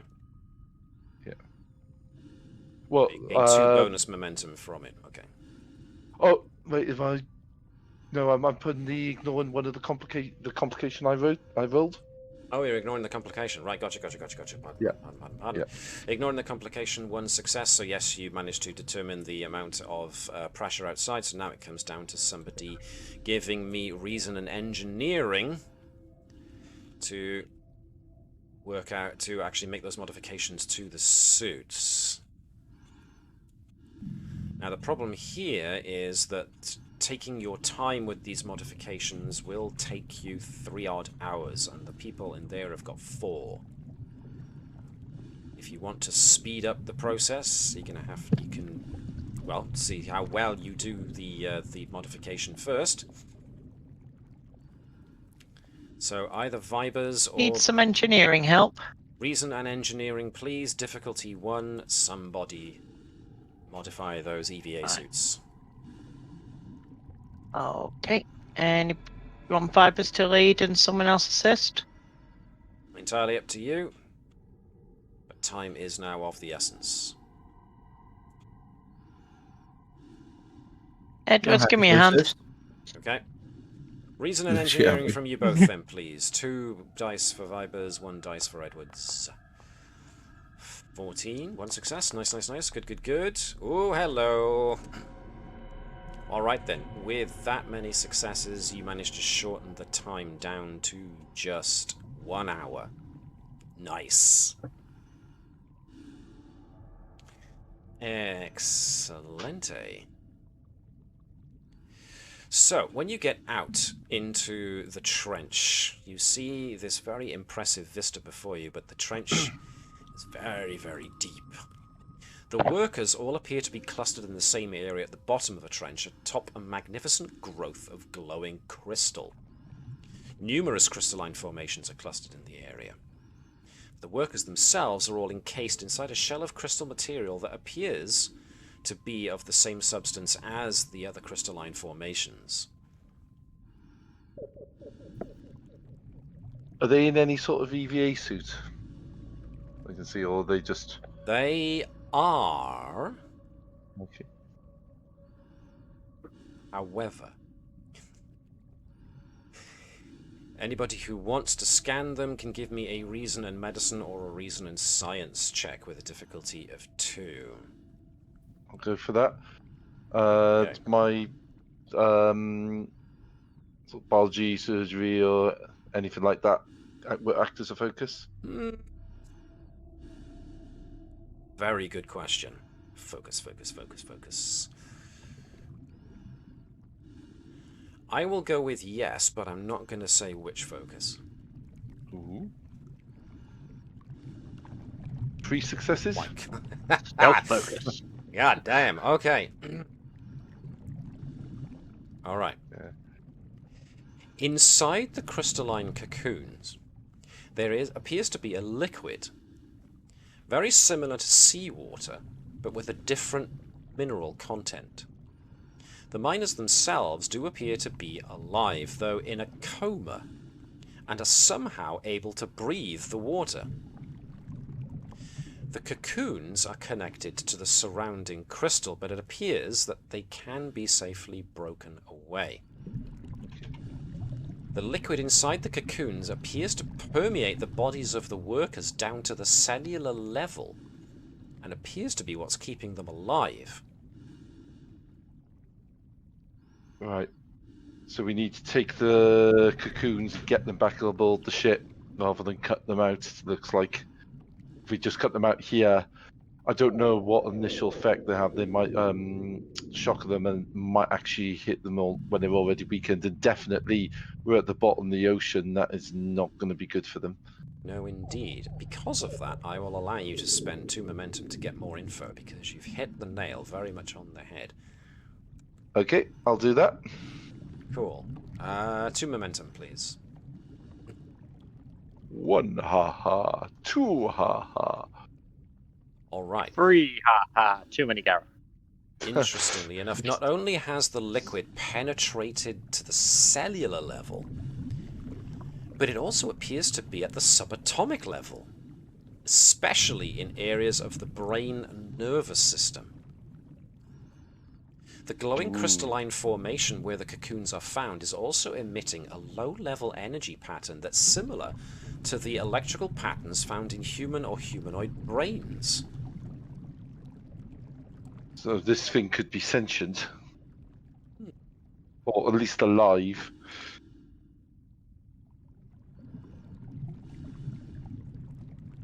So, it's entirely possible to try and cut them out, but yes, as Mr. Bertram, or Dr. Bertram, I should say, didn't go through 4 years of medical school to be called Mr. Thank you very much. Mister? You can cut them out, but as has been pointed out, carefully is probably the byword here. I'm producing my laser scalpel. Unless, of course, you want to do something else, like trying to come up with a safe means of removing them. So, one is more expedient than the other, of course.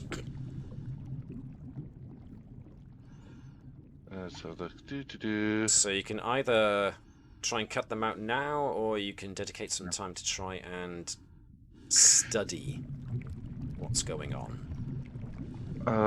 It might be easier to try and study, but with a note that we are running out of time. So I think there's about 3 hours left, from what I remember.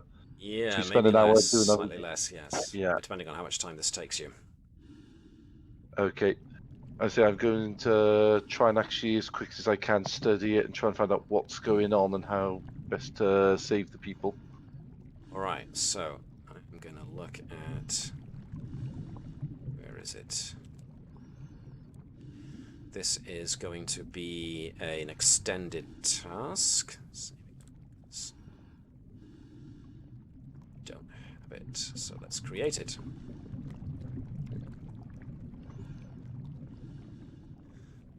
What's it called? Saving the workers. Which is an extended task. Cry from the void. We are looking at work track of 15. And resistance of 2 with a difficulty of 3. Okay. That's what we are looking at. And thankfully, we have some guys here who are pretty good at extended tasks. Yeah. No, I've got intense scrutiny for when doing stuff as part of an extended task. Okay. So.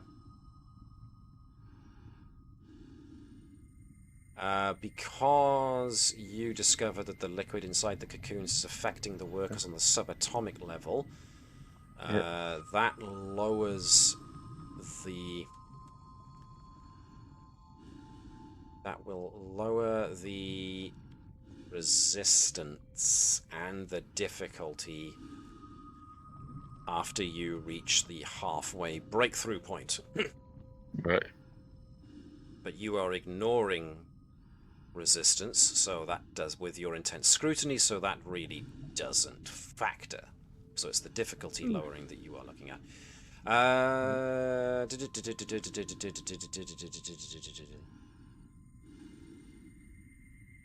Right, so this, because this is time sensitive, each time you attempt a task on this Yep. is going to be one Yep. interval of time.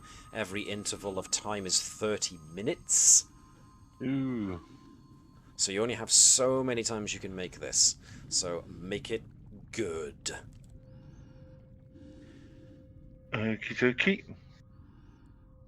So I'm not saying one person and one person alone makes this test. I'm saying that folks can work together and pool your various talents to make this go faster due to time, critical, whatever.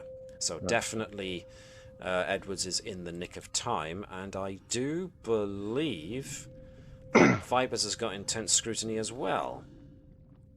Mm-hmm. So happy to help. Was that reason and science? So you said this you is wanted? going to be reason and engineering at first to try and devise a cutting tool that you could use to safely cut through the cocoon. Yeah. As I said, I pulled up my laser scalpel, so I'm willing so to that give will that up help. to So you've the... already got something you can modify. Yeah. So that's pretty good.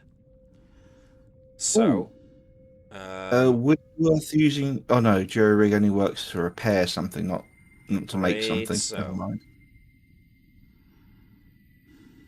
So, reason and engineering from those who are doing it. Please, please, please. Difficulty is 3. Who's I leading? can help. I can help, but I wouldn't recommend it. Well, you know, I could probably... Yeah. the captain can could help probably by help. using command, but yes, go on. If someone wants to help, Vibers can lead on that one for a reason and engineering role. Yeah. I'm Bearing happy in to aid. mind, the past the first person helping, it costs momentum. I've got a good reason engineering, but I don't have any applicable foci. What about you, Edwards? What you like? Do have intense scrutiny. I do have experimental Sure, technology, yes. as we are putting together a experimental device Yeah. That'll for do. this. Yeah. So it sounds like Edwards might be leading since he has a focus. Okay. And it. I have 8 reason and 0 engineering, so you know. I've got 12 reason and 3 engineering. If it helps. Okay, so we got one There's an success. assist. We've got an assist with another success. We need As you one said, more. yeah, nick of time. Yep. Okay. Did you say we have to spend momentum for Yes. a third? Right. How much?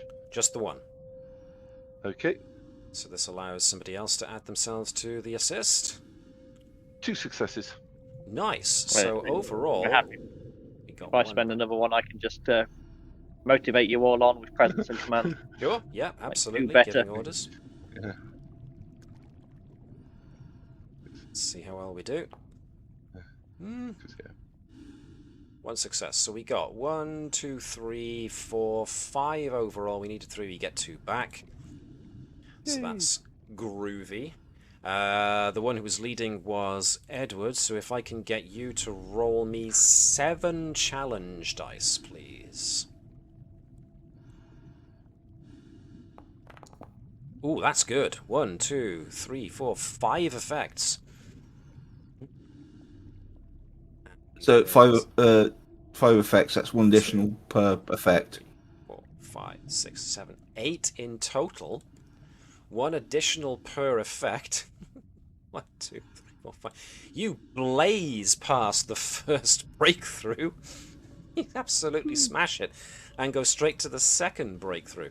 So, blimey. You do devise a modification to Bertram's laser scalpel to create a sonic cutting tool using your knowledge of Sonic sonic-based weaponry. screwdriver, if you Yep. will. Analyze the workers. Interestingly enough, when you start looking to analyze it a bit further, you find that the liquid that permeates the cocooned workers down to the subatomic level, working through them, contains traces of tetryon particles. Ooh. The question now becomes is, do we actually want to remove this? Because this is potentially what sent the shockwave out. and it used these 4 individuals to communicate, and this is a sentient life form. Do you think we might want to try and communicate with it? Mm-hmm. Ooh, interesting. Reason None and of us- science. And we had an Yeah. empath with us. All right. A modulated thoron pulse, while these guys are still immersed in the nutrient fluid, could and should rid the workers of the subatomic particles and allow them to survive the process of having it removed. To modulate a thoron pulse properly, somebody has to give me a reason and science task with a difficulty of 2. My reason science is 14, though no foci. Okay. What about your guys? 16. What's the science skill? Reason and science. 8 and 0. Right. Okay, so Well- I'm leading apparently. Yeah, I think probably this is slightly more towards Edward's tinkering than my medicine. A 4 on pulse. Okay, doke. So I'll assist. So I don't think I've got anything that sort of works foci-wise, so it's going to be raw talent, I think. Yeah. So this is going to be now at resistance 0, difficulty 1. Okay. Because you blew through those challenges. 1 3 success, successes. 3 successes. Nice. Right. Okay. Which means we gained another point of momentum back because it was only 2. So you have created the modulated thoron pulse. Now you need to create a properly balanced nutrient fluid. So this is definitely reason and medicine difficulty Okay. 1. Then nutrient fluid biology. Sure. For that. You are interacting Okay. with biology in this case, so that makes sense to me. Does this count as interacting with their biology, or does this count Bit of as both. Okay, just to get in case it counts as an unfamiliar species, I do have quick study. Aha! Yes, of course you do. So ignore any difficulty increases. Well, thanks to your blazing a trail through this collectively, you have lowered the difficulty right on down, so Okay, quick study is useful to remember. 3 successes. Oh. All right. So you have now It's a created... good job I proper- had this nutrient packet in my pocket. So, you realize you might be able to communicate with whatever this is by... if you can bring one of the workers out of the coma. So, in order to do this successfully without harming them, Yeah. get me an insight or reason and medicine check. I have neglected to ask for a challenge dice roll, but at this juncture, Bertram, can you give me seven challenge dice, and you only need to make up 2 more on the track. So These D6. So Yeah. if you go to your character sheet, it says perform challenge. Ooh. Oh right. Okay. Actually, there are designs on that. I can see them. So you actually Okay. got 1, 2, 3, 4, 5, 6. Yeah. Way smashed that. Absolutely obliterated that. So, yes. Good. So, bringing a worker to consciousness without harming them can require a successful insight or reason and medicine with a difficulty of 2. Okay. Up to you, though. Unless any of the other guys are going to object to it, I shall attempt it.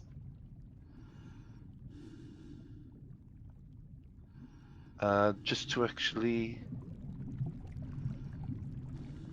is the fit?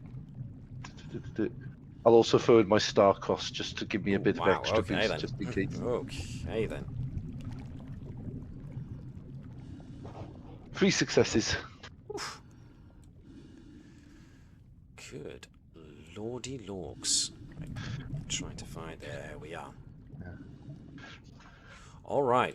So, using the equipment you have now created, in fact, let's get your tokens closer to the actual formation here. Using all the information you've learned and the tools you've now created, you walk over to the large crystalline cocoon and use your sonic scalpel, almost, to isolate one of the refinery workers and carefully open up the cocoon, whilst also then creating the Thoron pulse to keep them stable for the moment, but with the ability to use it to flush their system of the water. But if you're trying to communicate with this creature at the moment, then you're going to need to use methods left to you. So,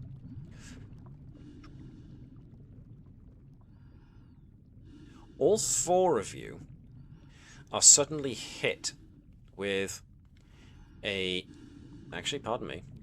sudden wave of audio-visual hallucinations. You each receive a momentary flashback of meeting somebody very important. So for Andrews, it could very well have been the first time she got a briefing from the director of Starfleet Intelligence, or Section 31, depending on how we go with this. I wasn't a spook. No, you weren't a spook. So it was...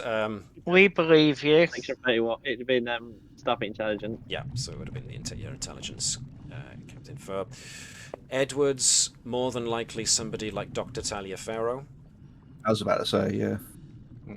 Vibers, ooh. Vibers has a very My long old friend, memory. the Admiral. Yes, indeed, your old friend, the Admiral. And whoever Bertram thinks he would have met as... whoever Gareth thinks Bertram would have met that would have played a key role in their life. Probably, so like the first time he, as a, I don't know, I'm imagining sort of like late teens, early 20s, got a distinction in work and got a personal, what kind of commendation from the current sort of like chief scientist of the colony he grew up on. All right. Was that his first houseplant? Such Well, fun. He's not feel denying like- it. Yeah, I I think feel you'll like find he didn't have a Probably. he didn't have a mobile or toys in his cot when he was a kid. He literally just had some hanging gardens. Hanging plant. He's Nice. also My not first denying cactus.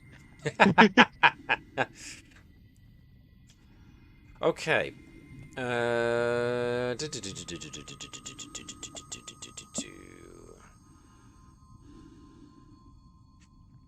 But then, after these initial images fade from your conscious mind, let me see. You can try and waken one of the workers from their coma before the process of purging the invasive liquid is complete, so that essentially the worker is still connected to the crystalline life form, let's say. We try not to say crystalline entity. No, we gotta be very careful of that distinction. Yeah. Okay, I shall attempt that. I'll try and keep them safe. So you've already had tons of successes on such modification and other investigatory tests, so I won't be requiring another check from you unless I actively ask for it. We're going to assume. Okay. So you get the nearest one of the workers awake with just enough fluid in them to create a conduit still. Yeah. And this individual, let's say it's this lady here, starts to groggily come around and then stares at you almost vacantly, as if can't quite make out what she's seeing in front of her.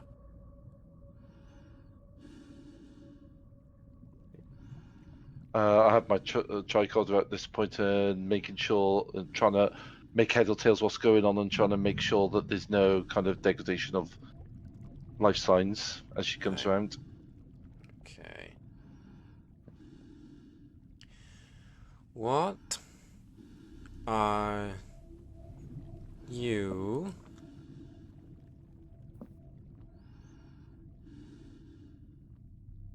I've never come across life like yours before. I'm Dr. Bertram of the Federation's starship Navis. I'm a human, generally a land-dwelling, carbon-based life form, mammal type. It looks like she's having trouble with some of the words you're using. Seems to get the general gist, but there's a frown of, you know, you used words there that don't have, that she doesn't understand. That have probably no corollary with what the entity knows. Okay. We heard a call for help. Was Her eyes this go you? wide at that. Yes. My call. I'm in pain. Do you know what's causing the pain? The digging, clawing, breaking. They sound suck my life from me. It sounds like our mining operation is potentially harvesting this individual.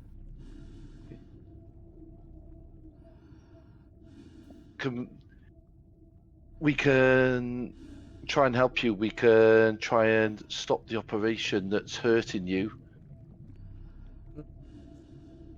They take my life, and they still dig deeper, sucking out my vitals. Hurts so much. Wait, Couldn't hang on. This isn't. take anymore. Is this a native species? It's Are entirely you, possible. actually, that's a genuine question. Are you? Has this always been your home? Home? Yes. I am Awesome. here. You are in me. And Oh, is this another on sentient planet? me. It's either a sentient ocean or even an entire sentient planet like Footfall. At which point we have been given authority by the native species to help assist. So therefore we can obey the Prime Directive and use it to shut down the mining operation. Woo! Okay. But it's a war on! Okay. I'll say we want to help. We will do everything we can to stop what's hurting you, to stop them taking your life. The four that you've got to communicate with us, they won't live very much longer. May we take them with us as we go to stop the people harming you? Yes. I took them to understand. Did not know what. Only way to understand was to make them part of me. But you have allowed me to talk and release them. All of a sudden, she looks upwards. Something happening. Solid flying bodies streaking through the sky. Where do they go? Why do they go? Need help? Are we able to try and contact the Navis from here? Communications will be spotty, but you can try. Yeah. Okay. Let's see, who is on... It was Claude, wasn't it? Mm-hmm. Claude's on the com.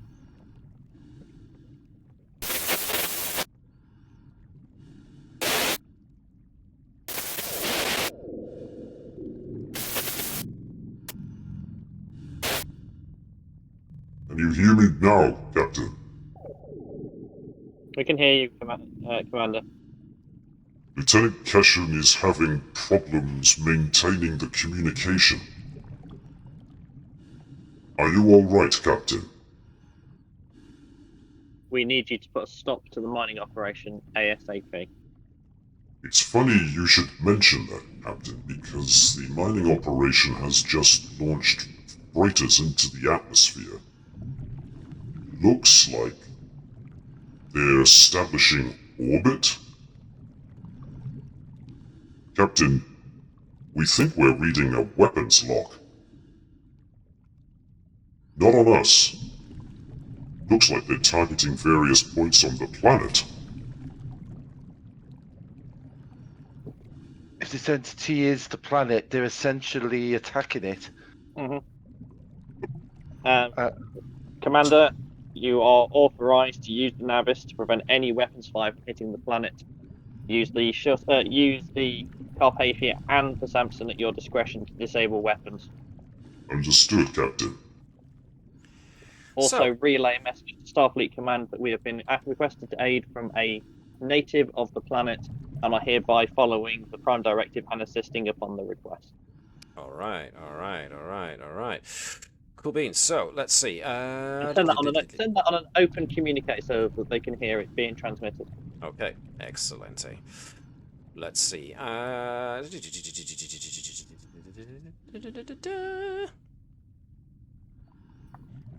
many ships?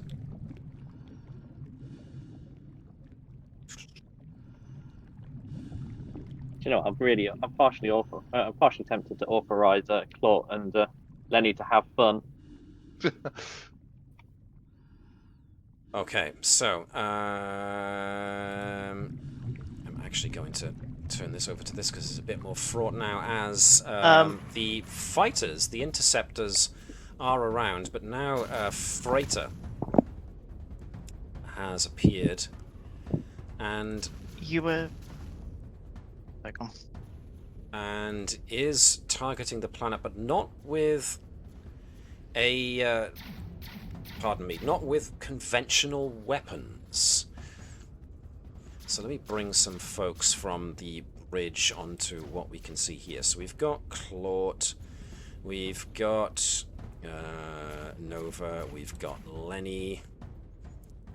Let's put Eric because he's going to be using weapon systems. And we'll go with that for now. I'll place them here so that they're within easy reach. They are a bit scattered, so excuse me for that. Claude, so... doodle-doo. Right then. Sensors indicate that there is a Nadion generator on each of the on the converted freighter that appears to be trying to direct a pulse down to the planet. As this happens, because the Navis itself is now starting to move in the direction of the freighter, a communication comes from the refinery, where let me see, Lishka sends a notice that she intends to protect the refinery and its workers, because, as it happens, there's now a storm on the surface. The waters are churning, there's lightning flashing, the rain is now lashing, and has seemingly come out of nowhere. Potentially the ocean entity is responding in some fashion to whatever's going on.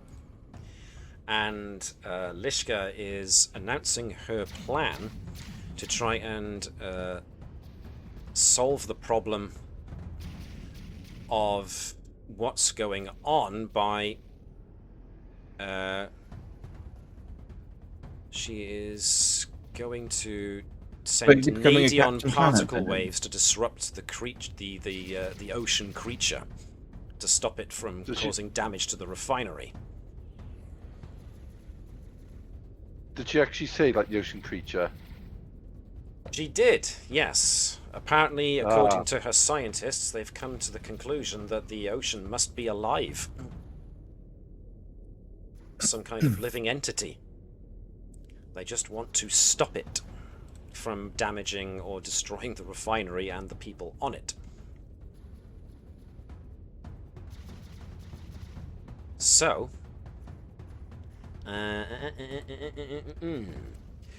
you gave Claude orders to try and prevent the any action against the entity on the planet, yes? Or destroy the refinery. What are you going to have him do? Well, they... Unfortunately, for the refinery, the planet, the life form was the one that sent out the distress message and the call for help. Yes, yes. I'd say though, do the security forces know or did she say it in a loud band that she did? Alive? She openly said that to stop the life form. And so the workers on the refinery may not been knowing. No, the workers on the refinery may not, but our primary concern is to stop the assault on that. We can potentially try and reason with the entity down on the on the actual surface to stop the assault on it. But the primary concern the Navis has got to be to prevent the freighter from causing any damage to that entity. Okay. How would you like to do that? Get in the way. Yeah, because at the moment it's got no weapons. I'd launch the Samson and potentially the Carpathia to play with the interceptors and basically get the Navis in the way of the freighter. Samson. And say if you fire on a Federation starship, you're not going to go down well. Well, the problem for the most part is that they're going to use a Nadion pulse, a Nadion particle wave, pardon me. So it's not technically a weapon if you want to get on the strictest sense of the word. But what we can do is we can use Lenny, assisted by the ship. So, Webby if you fancy being Lenny, and Alex if you fancy being the Navis. You can set up essentially what the resistance they need to get over in order to try and do their Nadion wave, by having the Navis get in the way. So, it's going to be probably engines and con for the Navis, and definitely control and con for Lenny, as he tries to position the ship in such a way that the Navis is very much in the way of the attempt to unleash the Nadion wave. Ooh! The Navis still not quite back to 100%. Claude is holding the con on that. Can we spend his determination to prevent that complication? Sure. I'm good with that. I am Claude. Actually, no, it'd be this one, actually. Claude is the first line of defense. Absolutely. I can go with that. So the Carpathia and the Samson are busy harrying the interceptors to make sure they can't get involved in any way, shape, or form. So if I can have... Yep, there we Bloody go. hell, only got one. Only one, because of a 19. Okay, so that's what the freighter crew have to get over, is a 1. Against... he's an engineer. Alrighty. So I need to roll 2 of these. Ooh, they rolled a 20 as well. So that means they got 1 success. So it's a stalemate. Yes, the Navis manages to place itself very much in the way of the freighter managing to get a successful unleashing of the Nadions. So, how would you like to go about trying to end this situation?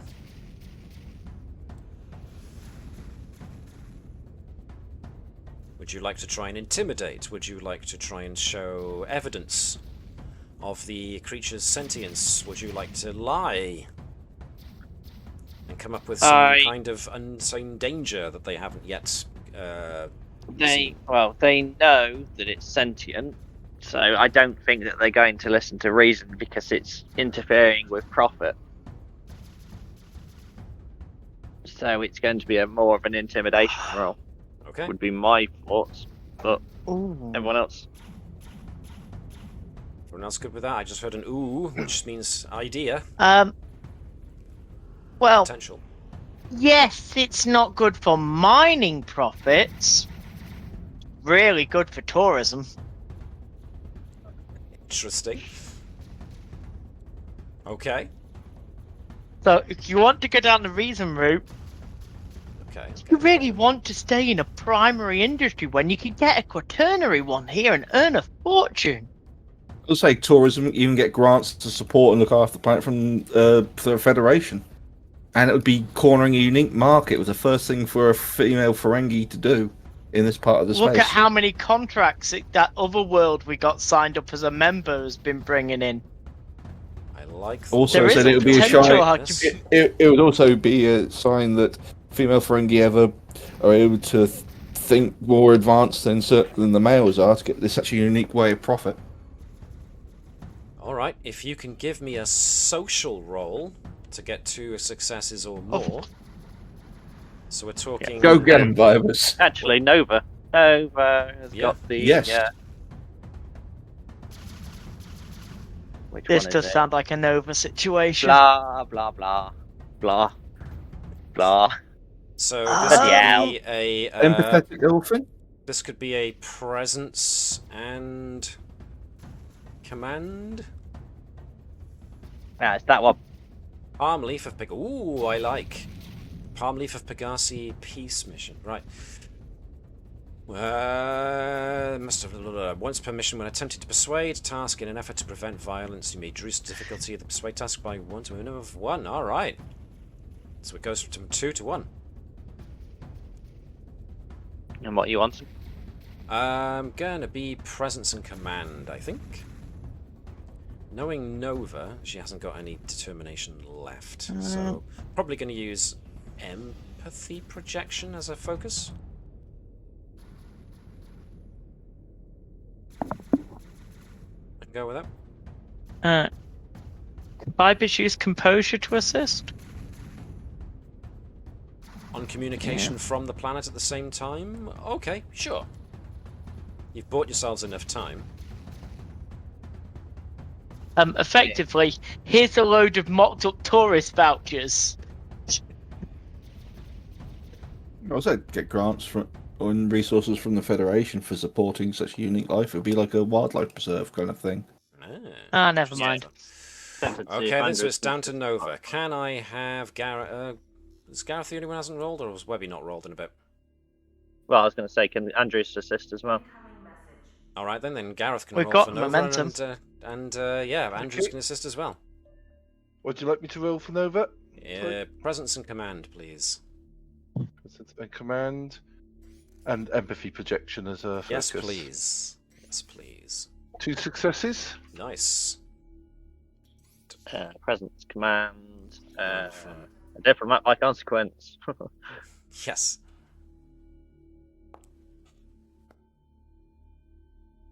Not great, but we That still stopped got on a 5 for me and then just drifted right at the end.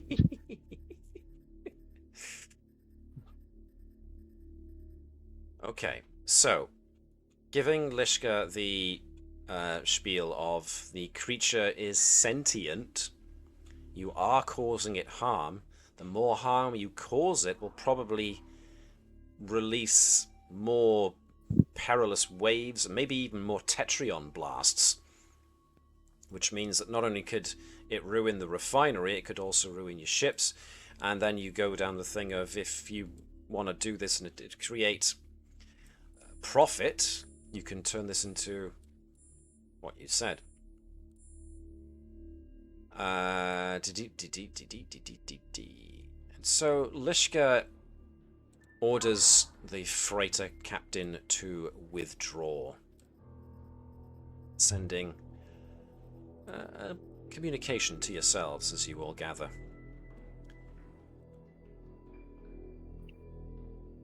I just wanted to have a chance to make profit.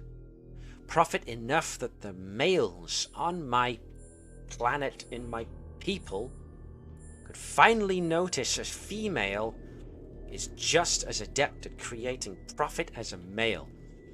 Numbers don't lie unless they do. I just wanted a chance, you know, to succeed. I didn't mean to cause as much harm as I did, and my instinct was to protect my facility and my workers.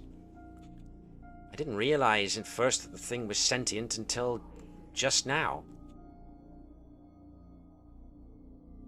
But if you really think that there's a chance that I could get some profit out of showing off this thing, well, I'm willing to give it a go, I suppose. Sure. I'm willing to give it a try. And then she gets arrested for assaulting a sentient individual. Is that how you want this to go? I'm tempted to. They openly knew it was a intelligent life form. To their credit, Lishka did says they? that they only knew recently, as in when you went down and started communicating with it, was when the storm started happening and the waves started coming up. She got in touch with her scientists because she wanted to know how this happened so suddenly, and the only conclusion they could come up with is a spontaneous event like a storm had to have been created. And because there were traces of tetrions in the storm, they had to conclude that it was being generated by the same thing that happened the last time, and so they came to the conclusion that the ocean was alive. She only wanted to stop the entity, not necessarily kill it, but unfortunately the particles could very well have harmed the creature more than it was already being harmed by having its deuterium taken from it. So further study of the creature does reveal... Oh, and by the way, the workers, you did manage to get them out. You had to physically remove them, but you did manage to get them out. So you were able to transport them via the shuttle, which you took back up, which I gained the impression that whilst all this talk was going on about ordering Claude to stop the ships from being able to do their job, this was whilst your shuttlecraft was racing for the surface. And you were certainly encountering choppy waters as you went. Yeah. But yes, the creature was finally reacting to the knowledge that because of what you said, the people responsible for hurting her, or it, rather I should say, the ocean planet, by saying that, you allowed it to identify that there were creatures who were knowingly causing it pain, and so that was what allowed it to start isolating and attacking the very thing that was causing it pain. Let's see how well we did on the shuttle, see where we got scratched. You did very No. well on the shuttle. You didn't manage to No kick a scratch. scratches here. No scratches here at all. Hey, Edwards, this is how you fly a shuttle. So, Lishka just wanted to make profit. Vol, her second in command, as it were,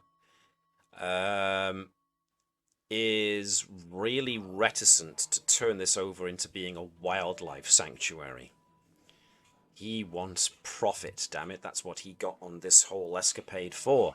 This is why he told Lishka that there was a planet that you could literally drain deuterium from the water. Lishka, to her credit, does feel bad that she's knowingly caused harm to a creature. She didn't realize it at first, but she panicked and reacted as she did. Vol, however, is less interested in the creature and is openly protesting that we've got a refinery, why not keep refining? So it's a creature, it's probably not all that intelligent. I mean, you wanted someone to lock up. So this Vol fellow is a lot less receptive to the idea that this is a creature that should be protected. So how you... because this is technically a private operation. Yeah. But you are very right that you did receive a distress call from a sentient being. And on its charter, as has been rightly pointed out, Starfleet is duty-bound to respond to every distress call it encounters. So how you prosecute this is entirely up to you. How would you like to go about this?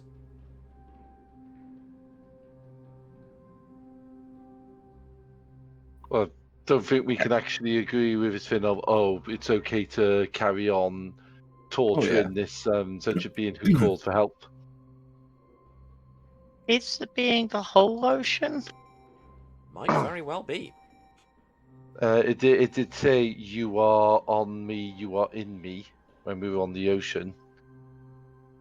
And it would, something that big would actually explain why it didn't really recognise us as life forms until it actually got some of us in to make contact with.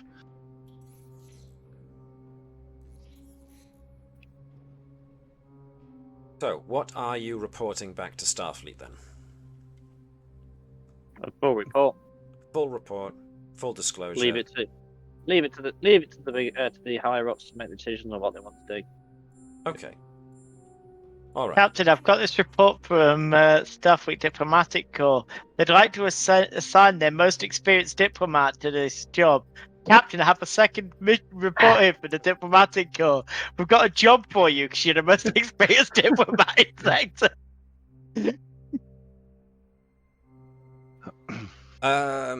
Starfleet Admiralty states that they certainly agree that this is a conscious life form that is able to form semi-advanced thought and therefore is something that should not be mistreated. It's certainly a unique life form that hasn't been come across before. The fact that because the ocean is full of deuterium and there was no obvious way of communicating with the entity, and vice versa, means that Lishka can be forgiven for not knowing what was going on.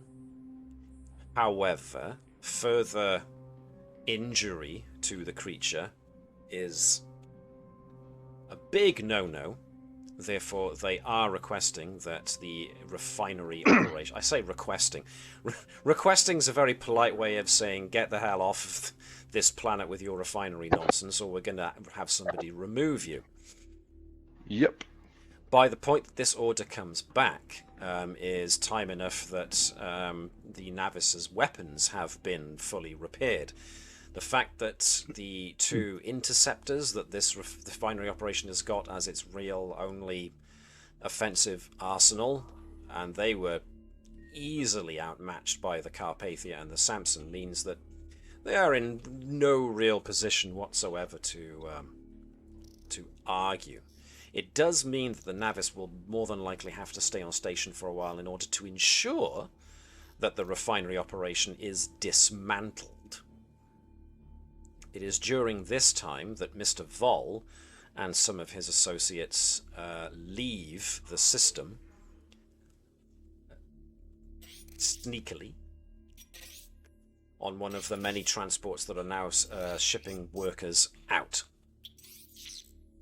Lishka would like the chance to try and engage in Vibers' idea of trying to turn this into something positive and maybe some kind of sanctuary for the oceanic entity. She's not sure how she can turn a profit with this, but there's always a way.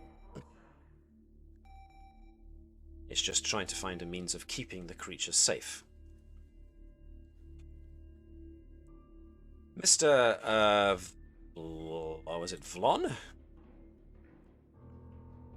Yes, Vlon. Yeah. Vlon, Edwards' associate, isn't necessarily happy that his job is gone. So there's very much yeah, it sucks that we were drilling into a living creature, and I'm sorry for that, but geez, Johnny, you turn up and we have a talk and then I lose my job. What is this? Thanks, but Cam. no thanks. I would say, ask if Vibers could Do what he said. maybe he'd do have a and come in word and work with. for the Corps of Engineers. I was gonna say, or specifically, if he wants to go a bit outside of it, maybe Raina might have a few connections to some jobs on the fringe. Ooh, interesting. That's something more his style. Yeah, yeah. Oh, okay. He likes Yes, the sound sure. of that. Because fact, we've been trying to run all sorts of things to try and keep things ticking during the Dominion War. You So- have. Good point. Mm-hmm. And there are more than enough. As soon as one of Vlon's fellow workers hears this, he goes, "Hey!" He stops his guys from working. And they all start crowding round to hear about this. So you've now got a good chunk of out-of-work refinery workers who are liking the sound of this any work on the frontier with this Raina character. So it seems like a potential frontier civilian private operation could end up happening anyway. Who knows what they'll find? Interesting. Nice. Okay. And on top of that, it keeps them out of the hands of the Marquis. Not that the Marquis exist anymore. They were obliterated by the Dominion. Yeah. Stops them coming back, though. And so, the Navis remains on station to oversee the dismantling of the refinery and the gradual evacuation of all the refinery workers by mostly civilian craft who are called in to start shepherding the refinery workers away. Like I said, Mr. Vol disappears. Lishka, however, is going to gain her own manage her own transport and see if she can hang about in the area to try and gain the financial viability of what Vibers recommended. She likes the idea, would like to see if she can make it work. So yeah, all in all, a successful response to a distress signal. Starfleet are very happy with your response and your actions. Lieutenant Turin corners Edwards. As much as he tries to turn the other direction in the corridor, she runs to catch up and stops him. Lieutenant Jonathan, may I have a word? Certainly. I apologize for the discomfort I have obviously caused you. I would like to have a moment to explain myself, if I may. Certainly. I believe I have overreacted and overreached. Please understand that before I joined this crew, xenoarchaeology, even amongst explorers and scientists such that Starfleet has, still is a very niche expertise. I was very used to being the sole expert on the subject. And believe it or not, Vulcans can actually get lonely. I had relegated myself to being very much the sole member of the crew to specialize in this. And then I came here and discovered there was you also who shared my interest and my expertise. And for the first time, I had somebody who I could, as humans say, talk shop. I had no idea what I was missing to have a colleague that I could spend time and communicate on all the latest findings in the specialty that we both shared. I grew fond of that connection. But then I was taken into the prison realm of the Tilical, and even though the Tilical themselves were present in that realm and did communicate with me, I was still different from them and alone once more. And I found it was a distressing state of being to once again find myself in. And so, once I returned to this more solid state of being, I had no wish to experience that loneliness again. And so, I believe I may have forced the issue a little too much on you. And for that, I am very sorry. I hope, in the very least, that we can still continue to be colleagues. I confess I have grown used to having you around. I accept your apology. It was a bit out of nowhere. I suppose to bring up an old human trope, you could have at least bought me dinner first. I believe I understand. However... But if you would, I might have been a bit overacted myself on that, and I do apologise because I'm not used to that kind of attention. In that case, it seems that both of us have made errors in this regard. Which I was going to say, though, if you would like, I'm happy to... If you'd accept the invitation to maybe meet up sometime after shift and discuss things further. I would be happy with that arrangement. Thank you very much. You're welcome. And it's been nice working with you as well. Well, with that in mind... Almost as if nothing happened in the typically Vulcan stoic way, Turin returns to her station and just carries right on with her work. But she does make good on the arrangement to at least meet up in the mess hall later and have a talk. She's missed being able to just have a talk with a colleague. And so, unless there's anything anybody else would like to add to this, then I am going to say this is where we call an end to our current episode. So thank you everybody who partook, everybody who watched, especially those guys within the Tabletop Guild and of course following along on Twitch. Thank you very much for doing so. The further adventures of the USS Navis will be continuing in probably 2 weeks' time, on the 15th of April, which I'm afraid to say is apparently tax day in the United States, so maybe you might watch us as a means of overcoming that rather egregious day, which I support. Ooh, No, taxes. Though any advice we give in taxes is going to be incorrect. Yes. But in any case, thank you very much to And the we won't crew tell you here. what the mistakes are. Go on, sorry. We won't tell you what the mistakes of your tax return are. Yeah. We know that there is one, but we won't tell you what it is. So good luck We're correcting not it. that cruel. Unlike That's their own government, we don't That's know the That's answers. for the IRS to tell. Yeah, that is the IRS. You've made a mistake on your tax return. What's the mistake? We're not going to tell you that information. Like, great. See, I was just going to say, do as the Vulcans do, which is find a method of economy and taxes which is entirely logical. So not at all what like humans do. Well, yes. In that case, let us very much get on to saying our goodbyes, as I do indeed ask that you do like the Vulcans do, which is to live long and prosper. But also, maybe not come on to your colleagues too strongly.